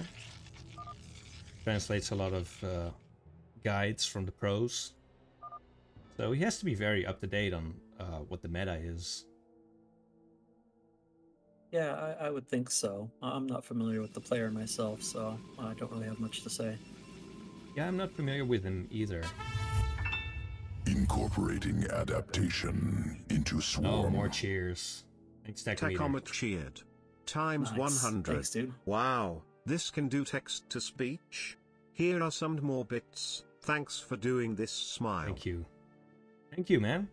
I'm glad you're liking the cast. Sorry about the build bar. I'm actually not used to sorry, go ahead. I was just going to make a bit.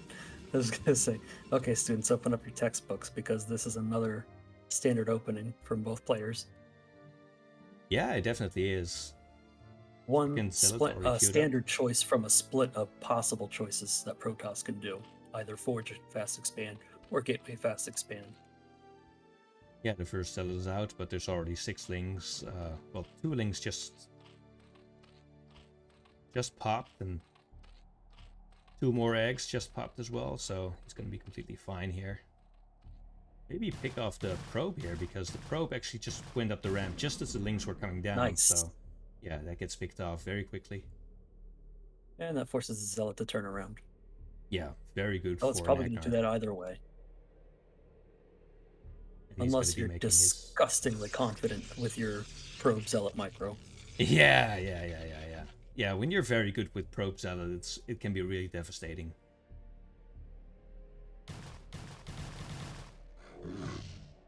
Oh, gotta be careful here. Okay. Oh, he catch the zealot that's just coming out of the gate. I think he's gonna lose one zealot here. Yeah, picks it off and then moves back. Very well done. Mm-hmm. Nice pick and focus from Nagnar. Meanwhile, the third hatch is coming up. It's pointed towards the Protoss. What an aggressive option. Like, you could take your third anywhere else, but you take it towards the Protoss. Yeah, I don't want to be anywhere near the Protoss when I'm playing CTP. And we see here this interesting... That's telegraphing aggression, too. Yeah, and we see here this interesting micro here with... you hit the gateway with 3 lings, and then you stand by with the other 3 lings or 4 lings to catch the zealots and surround them if they come out to fight. And what this is doing is it's actually putting quite a lot of damage on this gateway, which is going to make it much easier to pick off with Hydras later on.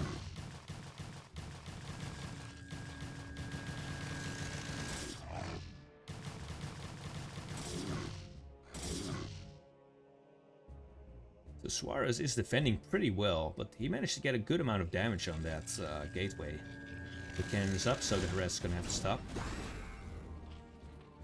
Meanwhile, let's see at the Zerg space, the lair is coming up, so I guess this is not going to be a 973. Yeah, everything looking pretty normal right now. Protoss getting Cybernetics core up. Zerg just droning away. Actually, we're not. Zerglings. Many Zerglings. Yeah. Oh, you're right, yeah. Is this going to be a thing? Is this going to turn into a thing? Well, he's got 1 cannon, but... He's getting speed, too. But, like, this is kind of the normal time you get it anyway, I guess. Yeah, the Zealots are moving out, though. They're gonna have to return home. Oh, look at this beautiful surround. Yeah, this is gonna be very good for the Zerg, I feel. And speed. Speed kicks in. And this is quite a lot of rings. Oh, but he needs to engage with all of them. Come on, there we go. Yeah, it was not an optimal engagement from Nagnar. And actually the Zealots all survive. That's pretty amazing. Yeah, I think the engagement cost him.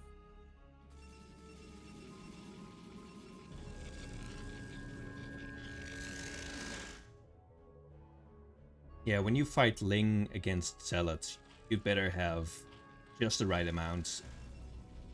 It's actually not a very... usually it's not a very good trade to fight all your Lings against all their Zealots unless you have significantly more. I think he could have done a little bit better job there, but yeah, it's quite difficult when the Zealots are moving out and you've got multiple groups of Lings. And yeah, there was only 1 cannon at that point, and there were, I think, 5 or 6 Lings outside the Protoss Natural, so he could have tried to backstab and get on top of the cannon. But it would have been, I don't know if he would have gotten the cannon actually, he might have just barely gotten it, but I don't know if he would have had enough to actually get damage done. It's tough, and like now we have all these Zerglings that aren't mining. The first Corsair just got picked off by the Scourge. Oh, that's rough. Yeah, it's pretty rough.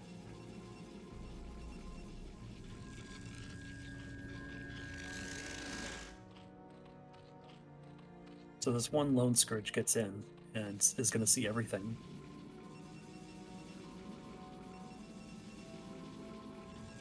It doesn't look like, at least, that Nagnar is interested in doing anything with Mutas. And the Corsair, I think, did scout that the second gas had not yet been taken. It's being taken now. And the third gas actually being taken.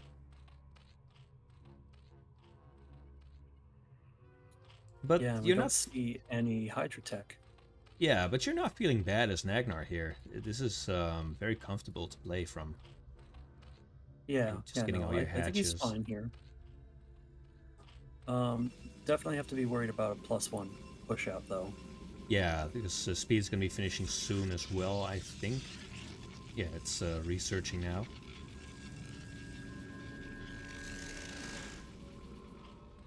Oh, he's putting down creep colonies. Yeah, he's going mutas. He's actually going mutas, yeah. Wow, I wasn't expecting that. So there's Scourge popping as well. Couple of mutas, not that many, but it will be enough to drive these zealots home, I think.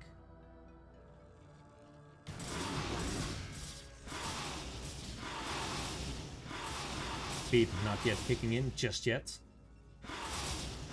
8 drones completing.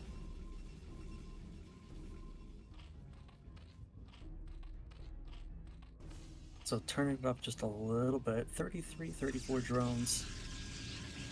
Probably want to be closer to around 45 as we progress. Yeah, this is not bad actually. It's forcing quite a lot of anti-air defense. This is going to be like bad.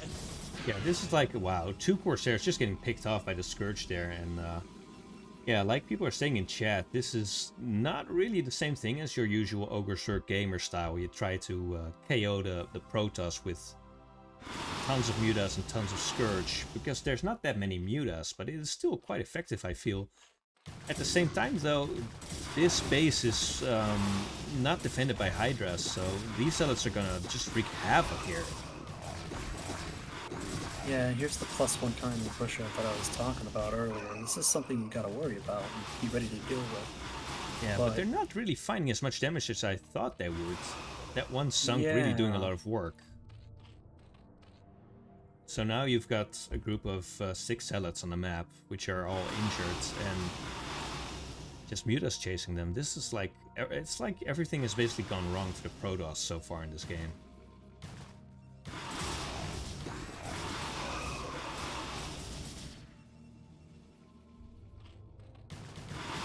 Oh my god, I missed this completely, but there was a Dark Templar in the Zerg main.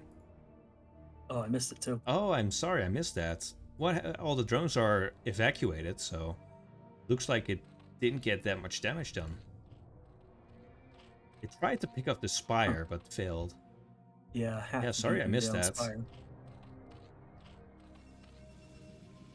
I don't quite have Shine's observing skills. Okay, we're gonna get aggressive here in the main. Yeah, I think this is now full-on Ogre Zerg gamer. We've got so many Scourge here and so many mutas. I think he might be able to pull this off, though. He is going to lose the main at least, because there's not enough Corsairs to effectively fight this. That guy's actually retreating now because of the Zealot move out towards his third.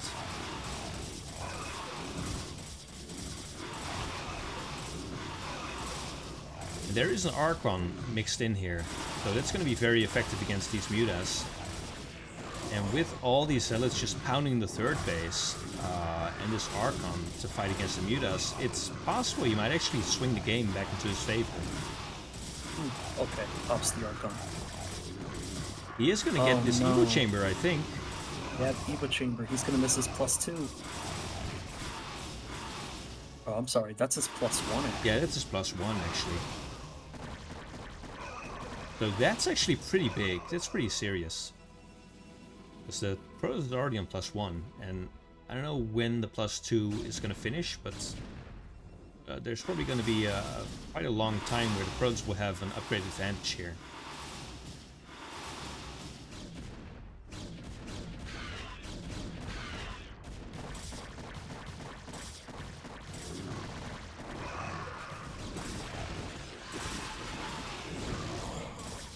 A lot of these mutas are quite low now. There's 3 cannons in the main, so I don't think you can try that Ogre Zerg gamer move style again. Yeah, to be completely honest, I'm not really sure what Protoss is supposed to do at this point, because Zerg just has everything they want. Yeah, short I of think, a 4th base. Yeah, despite those attacks on the third by the Zealots, I think that Zerg is actually in a very comfortable position here. Getting yet another Corsair. So much gas been wasted on these Corsairs, not really doing all that much.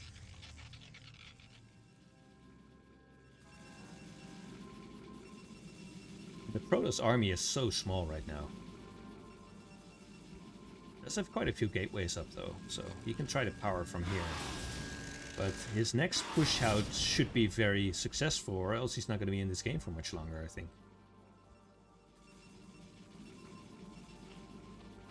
I don't know if he can push out once those mutas get a hold of those High Templars. Yeah, this is going to be the point of contention here. Can you keep those Templars alive? He does have good upgrades, though.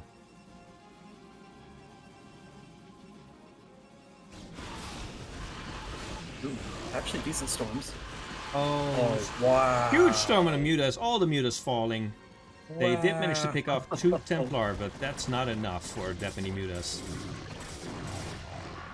Okay, so now there's some real contention here on the map.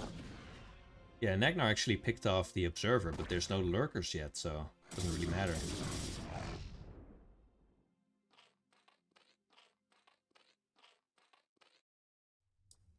Yeah, so now Protoss can take this mineral-only base pretty much uncontested, I think. I don't think he's going to have enough army to be able to push this. Or is he? He's actually pushing with these Hydras here now.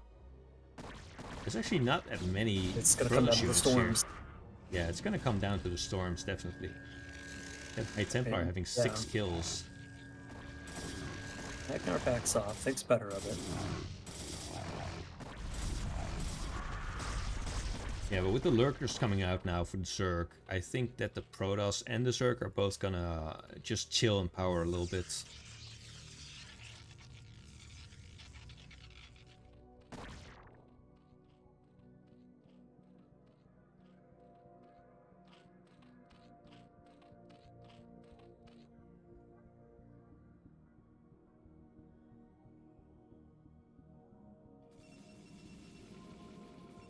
This rogue group of zealots is getting hunted down by these hydras.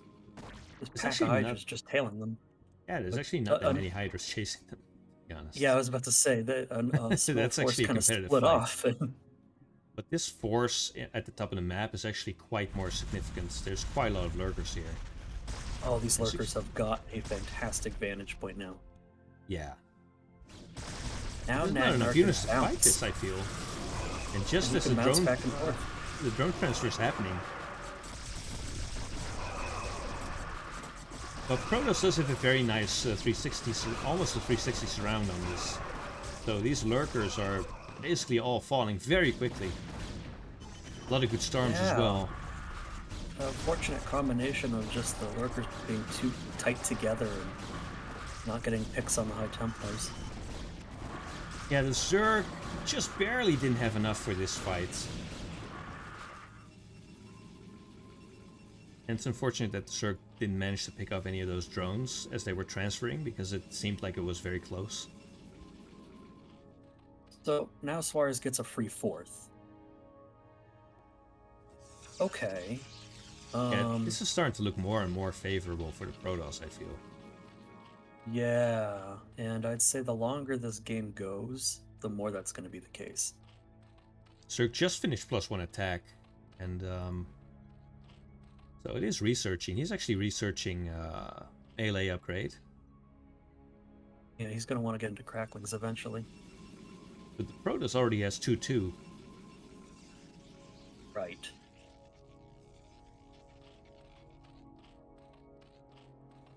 I think Protoss is perfectly fine with this, the current state of affairs.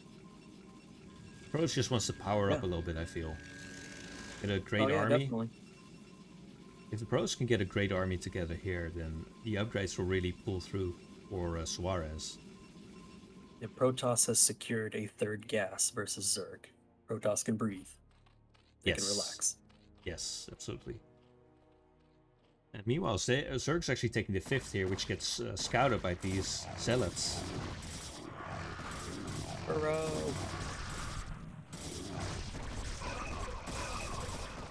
Rest in peace. Yeah, as Dada's return. You think they're gonna put return into a Dragoon? Because we need someone to keep staffing CPL. Can't just do without return.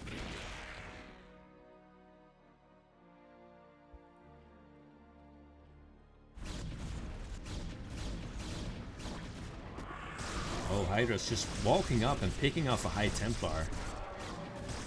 Nicely done. But this is actually a very scared Protoss army. There's still a lot of Storm left, and there's a lot of Dragoons. I think they're going to be able to could push in here maybe. If there's like a few more good storms. Yeah, there they are. Look at that. Oh my goodness. This engage is just so beautiful. Yeah, very well done by the Protoss. Now, there's a couple of Hydras left, but they're all very low actually. We're tapped out on storms, so I think we have to back up. Yes.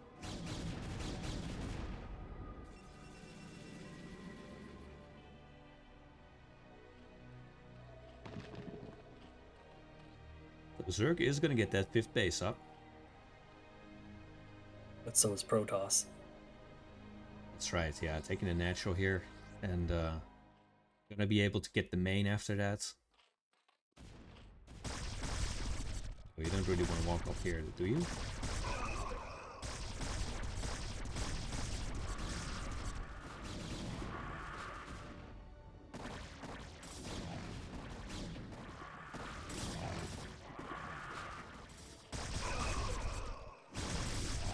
This is going to be quite difficult to break when you're going up a ramp into lurkers.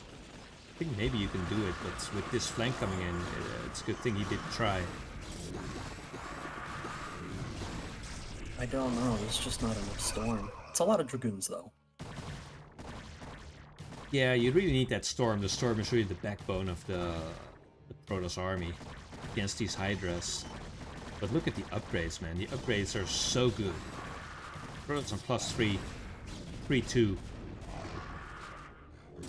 They're still on 1-1.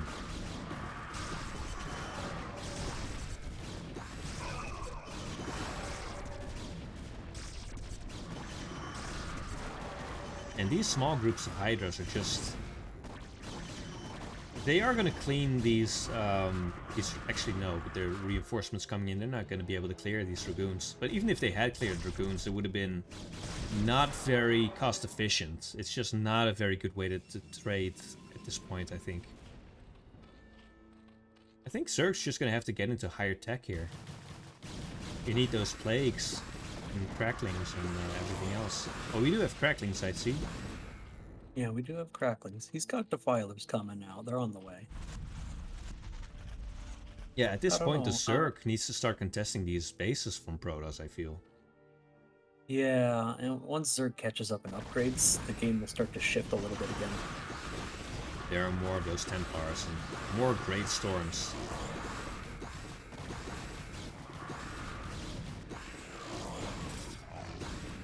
Yeah, this is kind of good for Protoss. He wins another fight, he takes another base. Yeah. 5th base is up and the 6th base is coming up. So very soon we're going to have a complete split map scenario here. With the Zerg taking the bottom right. Yeah, the longer this big game lurker goes... burrow here. Oh, is he going to be able to pick off these goons?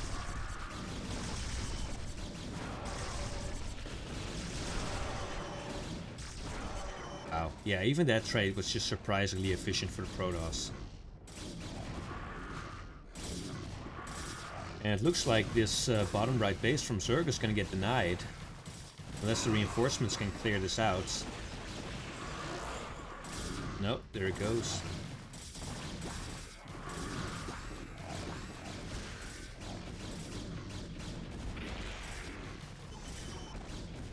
Yeah, all the Zerg's attacks are just barely not enough, I feel. Barely not enough to the point where they can be efficient.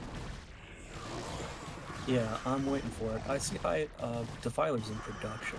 Got Plague, I think that was finished researching. That's the juicy stuff. Yeah, I think the Protoss really has to just try to make sure that all the bases are secure, because they're going to be cracklings sent out all over the place. And if there's an army out on the map, you have to be careful, because there's going to be plagues raining down on it.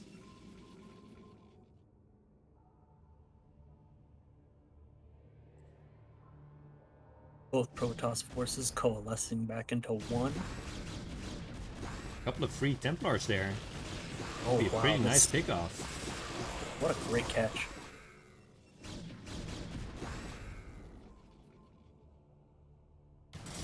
The amount of probes that Protoss has made is absolutely insane, by the way.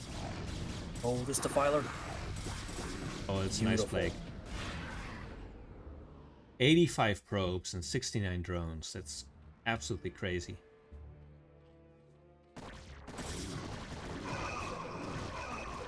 And you can tell just how weak these zealots are when they're plagued.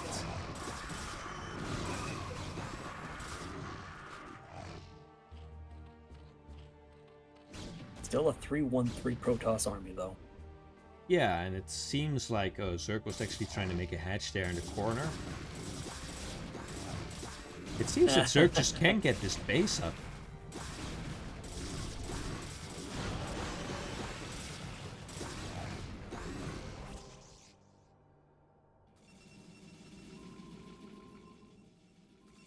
Two full energy defilers. Ooh, he tries to storm them. It's another plague off, but it's not the greatest. That one's juicy. One. Yeah, and the Protoss is almost up to 90 workers now. Can you believe it?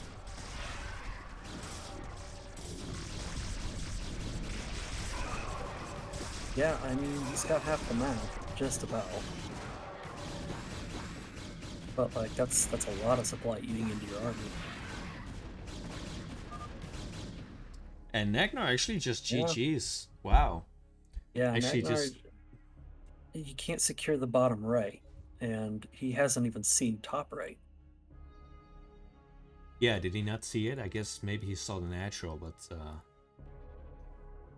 he might have peeked the natural, but that's just demoralizing, honestly. Yeah, very amazing game, and we almost got up to 90 probes, man. That's kind of insane. Yeah, that was a fantastic game. Really impressive army movement from both players. Yeah, and the Zerg very nearly had the game there at the start. It was actually quite dangerous for Suarez there a couple of times. For sure. Nagnar is really fun to watch. Which means we have just one game left in this cast, and it's going to be Suarez versus Mukja, which is going to be our first and only PvT of the night.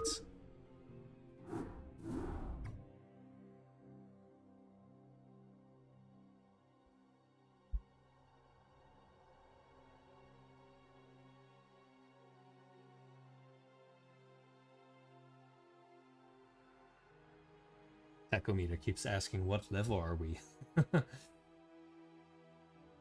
Well, we're not pros, I can tell you that much. Who needs to know? You don't need to know my rank. Yeah, we're C for caster, that's what we are. Yeah. I don't know, we try to get by with our abilities, which may not be much, but you know, we try to make it work. Okay, so this is going to be Suarez versus Mukja, a PvT.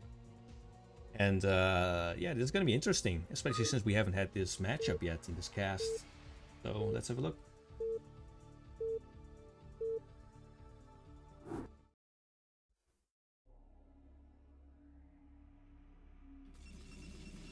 Okay, in the top right corner, it's Fork Master. Fork Master. It's Fork Master. That's an amazing name. That's Suarez, for the record. And in the bottom right corner, it's Mukja. Is this a tactic where you just make your opponent laugh and then they can't make their workers on time and their build's all messed up?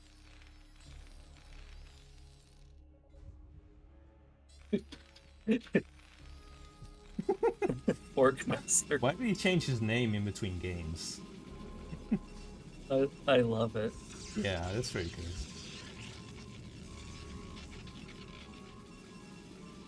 good. That's as good a name as a Quit Stress Game in Jinjin. Yeah, really. We should have a prize for like the best CPL nickname during playing.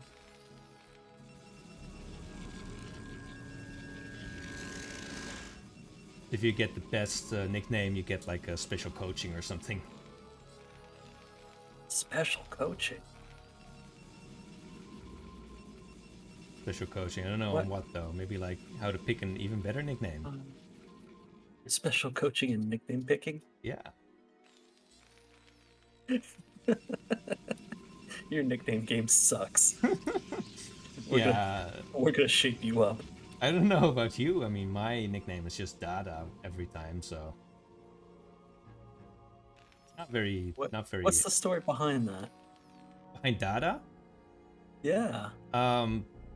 Well, it's actually quite simple. It's named after the art movement Dada.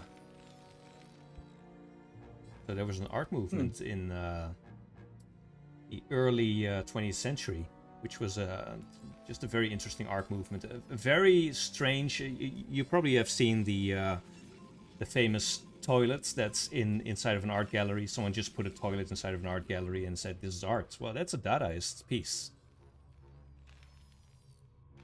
So what are you trying to say about you? Well, it's just I like the fact that it was completely stupid and meaningless. I like the meaninglessness of it. Meaningless name. Yeah. It wasn't completely meaningless when you really look into it, but yeah, I like that energy of just saying, yeah, this art is complete nonsense. Take it or leave it. That's pretty cool, man. I've had this nickname for quite a while. What's the deal with Forte? Is it because you play piano? No, but that's a really good guess. It's because once you get to know me, I don't shut up and I'm really loud. Oh, look at this setup wide walk here.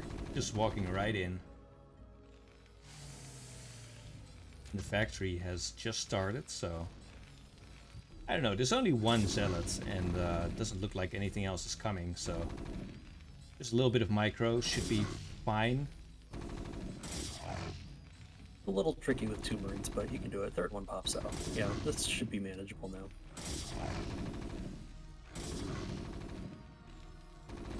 Just get one of the SCVs. Get one. Yeah. You know, one is like, yeah, you don't really care too much about that. Also important is the factory is being delayed.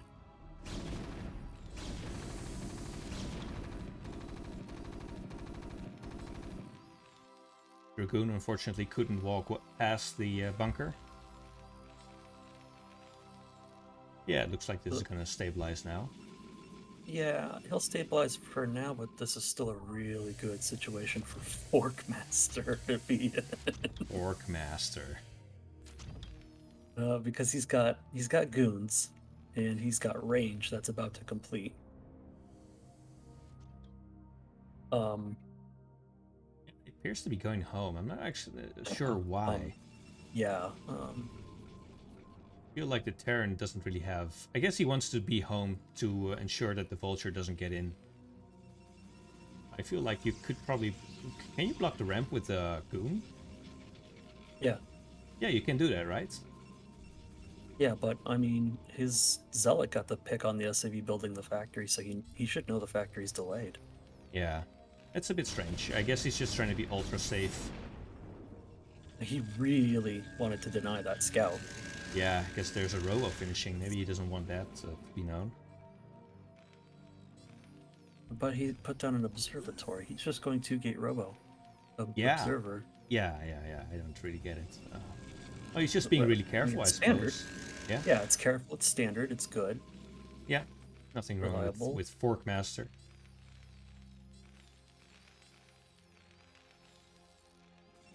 Okay. I thought with a name like Forkmaster, you're gonna pick like a different fork in the road. You really tried with that one, huh? Yeah. Sorry. That's why we need return here. Don't apologize to me. Apologize to them. Apologize to the well, we just lost all the viewers, so I can't apologize anymore. Too late.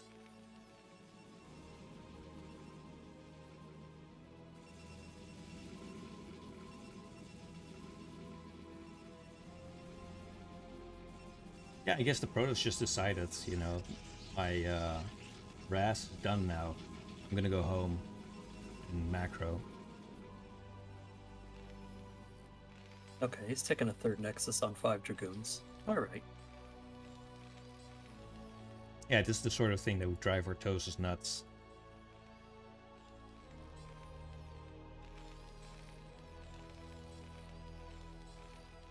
Then like 5 minutes later, it's gonna be like, how does he have so much? Observer gets into the main base of Terran. We're gonna get a nice full scout off. Yeah, completely slipped in through all the missile turrets. Might get caught. No. Yes. There it goes. Rip. Yeah, that's a bit of a shame. It was actually in there, and it was in the sweet spot.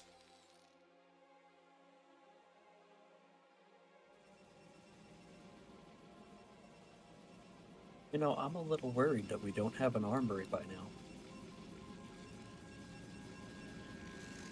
Get those upgrades spinning. Yeah. Isn't there one building like in the corner somewhere that I can't see? No. It's not. Oh yeah, I see in the progress bar. Oh, it's in the natural. Oh, there it is. Yeah.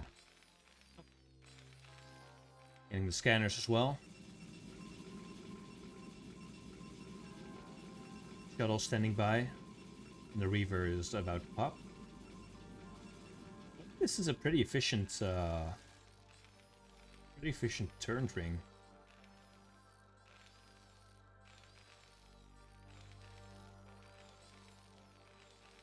It might not necessarily be to get in. It might just be to deny the third. Scans go down. Unfortunately, it doesn't snag anything important. Yeah. Let's see where this shuttle goes. He's gonna try to get in first. All the tanks are right here in the main, so he's really, really ready for this. Well, he doesn't have shuttle speed, so he's really just fully committed here. Oh, and there goes the shuttle, and wow. That Reaver lived for about 1 second. Well, he got one missile turret for that. Yeah, that's a lot of value lost for Protoss. Yeah. Yeah, he was super ready for this. That Reaver just, it vanished as soon as it got out of the shuttle. I think he should have just turned around as soon as he saw the turrets. Yeah, it was actually pretty brazen to just go in there. Like, I guess you're just assuming that there's nothing in the main to defend. If you just barely get in and you get one shot off on the SCVs, maybe it's worth it. But yeah, it's a bit of a crazy move, to be honest.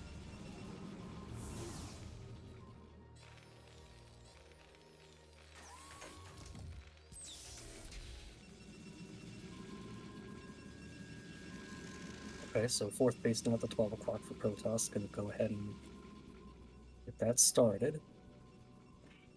Another shuttle.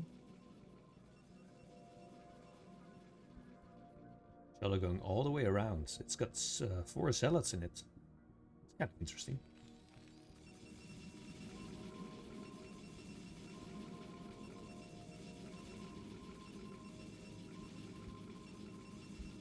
Terran is really powered now, and I think at this point Terran wants to push out and take a third.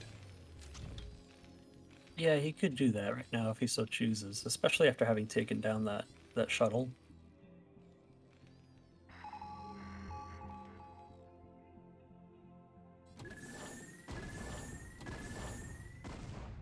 Does he get the observer? Oh, he scans again. Very good. Picks it off.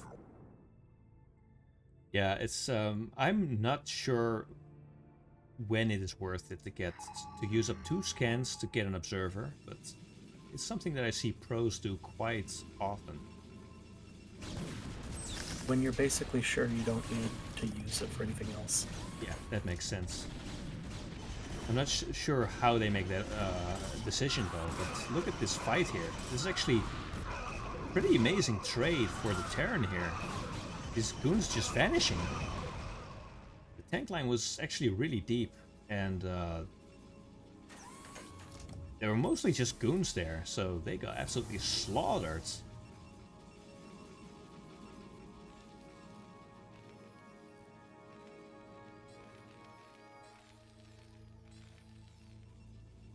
I see. He's just going to play a 6-fact +1 style. Be real aggressive. Yeah, and this is looking extremely dangerous here. This push is getting really dangerously close to the natural.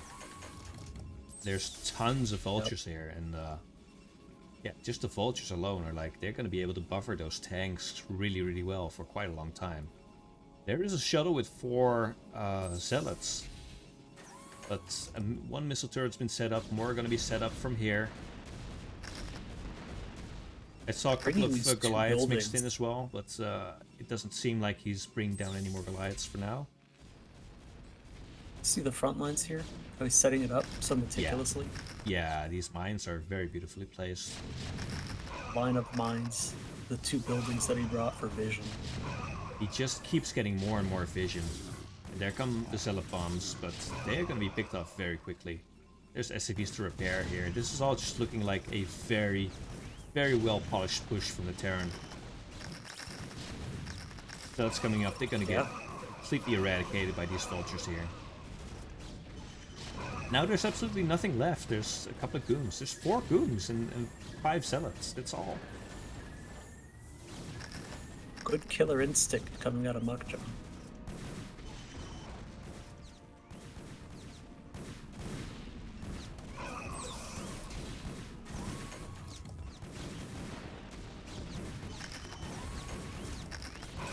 All the probes in the 3rd base fall, and there's going to be more mines here. I think this game's just about over.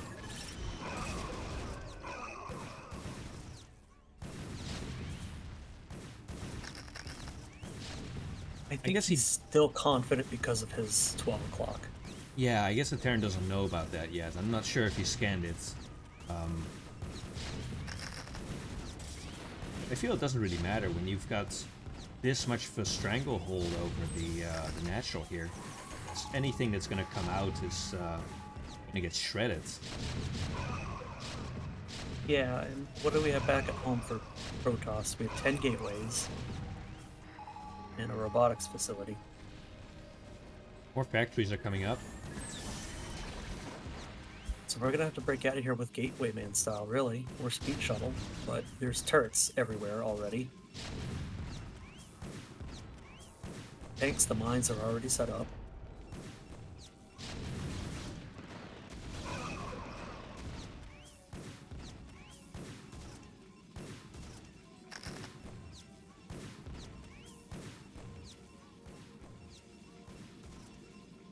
And it looks like he is going to find this 12 o'clock base. But let's see if Protoss can actually break out here. Oh no, I really don't think so. Yeah, there's not even that many tanks, but they are set up in such a perfect position. Yeah, everything just gets shredded. The forward supply depots did their job. These turrets doing their job very well. Just everything about this push is so textbook.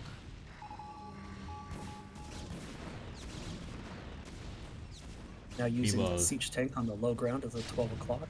Yeah. Take down the cannons, bust in. Yeah, this base is gonna fall very soon.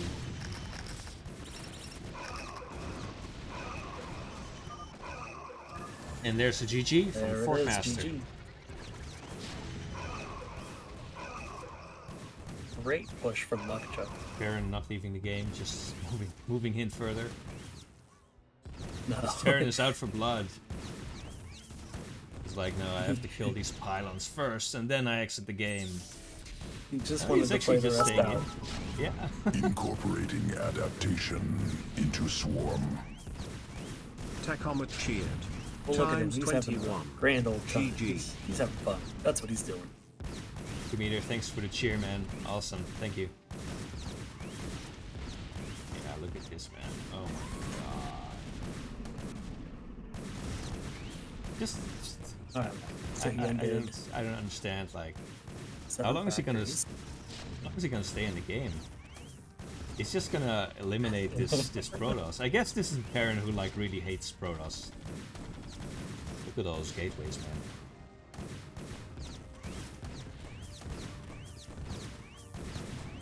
Is that so? Oh, the probes are standing here. I think there's like Lil Pep is in here somewhere. This is Lil Pep. Is Lil Pep gonna survive? Stay tuned. Oh, it's not looking good. He's still here. He's still doing his thing. I'm going to speed up the game until it finishes. see what gets killed. It's actually leaving the probes alone. Little pet died. I'm sorry, everyone. He is actually just killing everything. I guess maybe he just had a bad day or something. Wanted to get some aggression out. Okay, well, well, that's it. He didn't GG. even clean his plate. He didn't clean his plate. You're right. Oh, He there's got left to be scraps. yeah, there's got to be a joke in there somewhere with plate and fork master, but I was hoping you'd pick up on that. yeah. No, that's gonna be a good game from Makja. So Makja might just be one of those Terrans that we have in CPL are extremely good in TVP, like Pandor. We've got a couple of them. Pandor's the TVP specialist. Yeah. It's because he's teammates with Doodle. Okay, wow, Yeah, that's gonna that be explains a lot. yeah, that's gonna be our group 40, and these were some amazing games, I think. Yeah, each one of these was a pleasure to watch and cast, and rest in peace, Return. Rest in peace, Return. Yeah, it's a bit of a shame what happened, but yeah, I guess that sort of thing just it happens sometimes. Anyway, it's kind of funny how like when your internet's just slightly bad, StarCraft just starts lagging like crazy. oh, it feels bad, man. Like Return was still on voice on the call, so Yeah, he was trying. He was giving it his all. yeah. Well, I guess it happens sometimes. Well, thanks everyone for watching. I hope you all enjoyed the games. It looks like Mike Wilson is the best performer of the group, but pretty much everyone was just playing extremely well.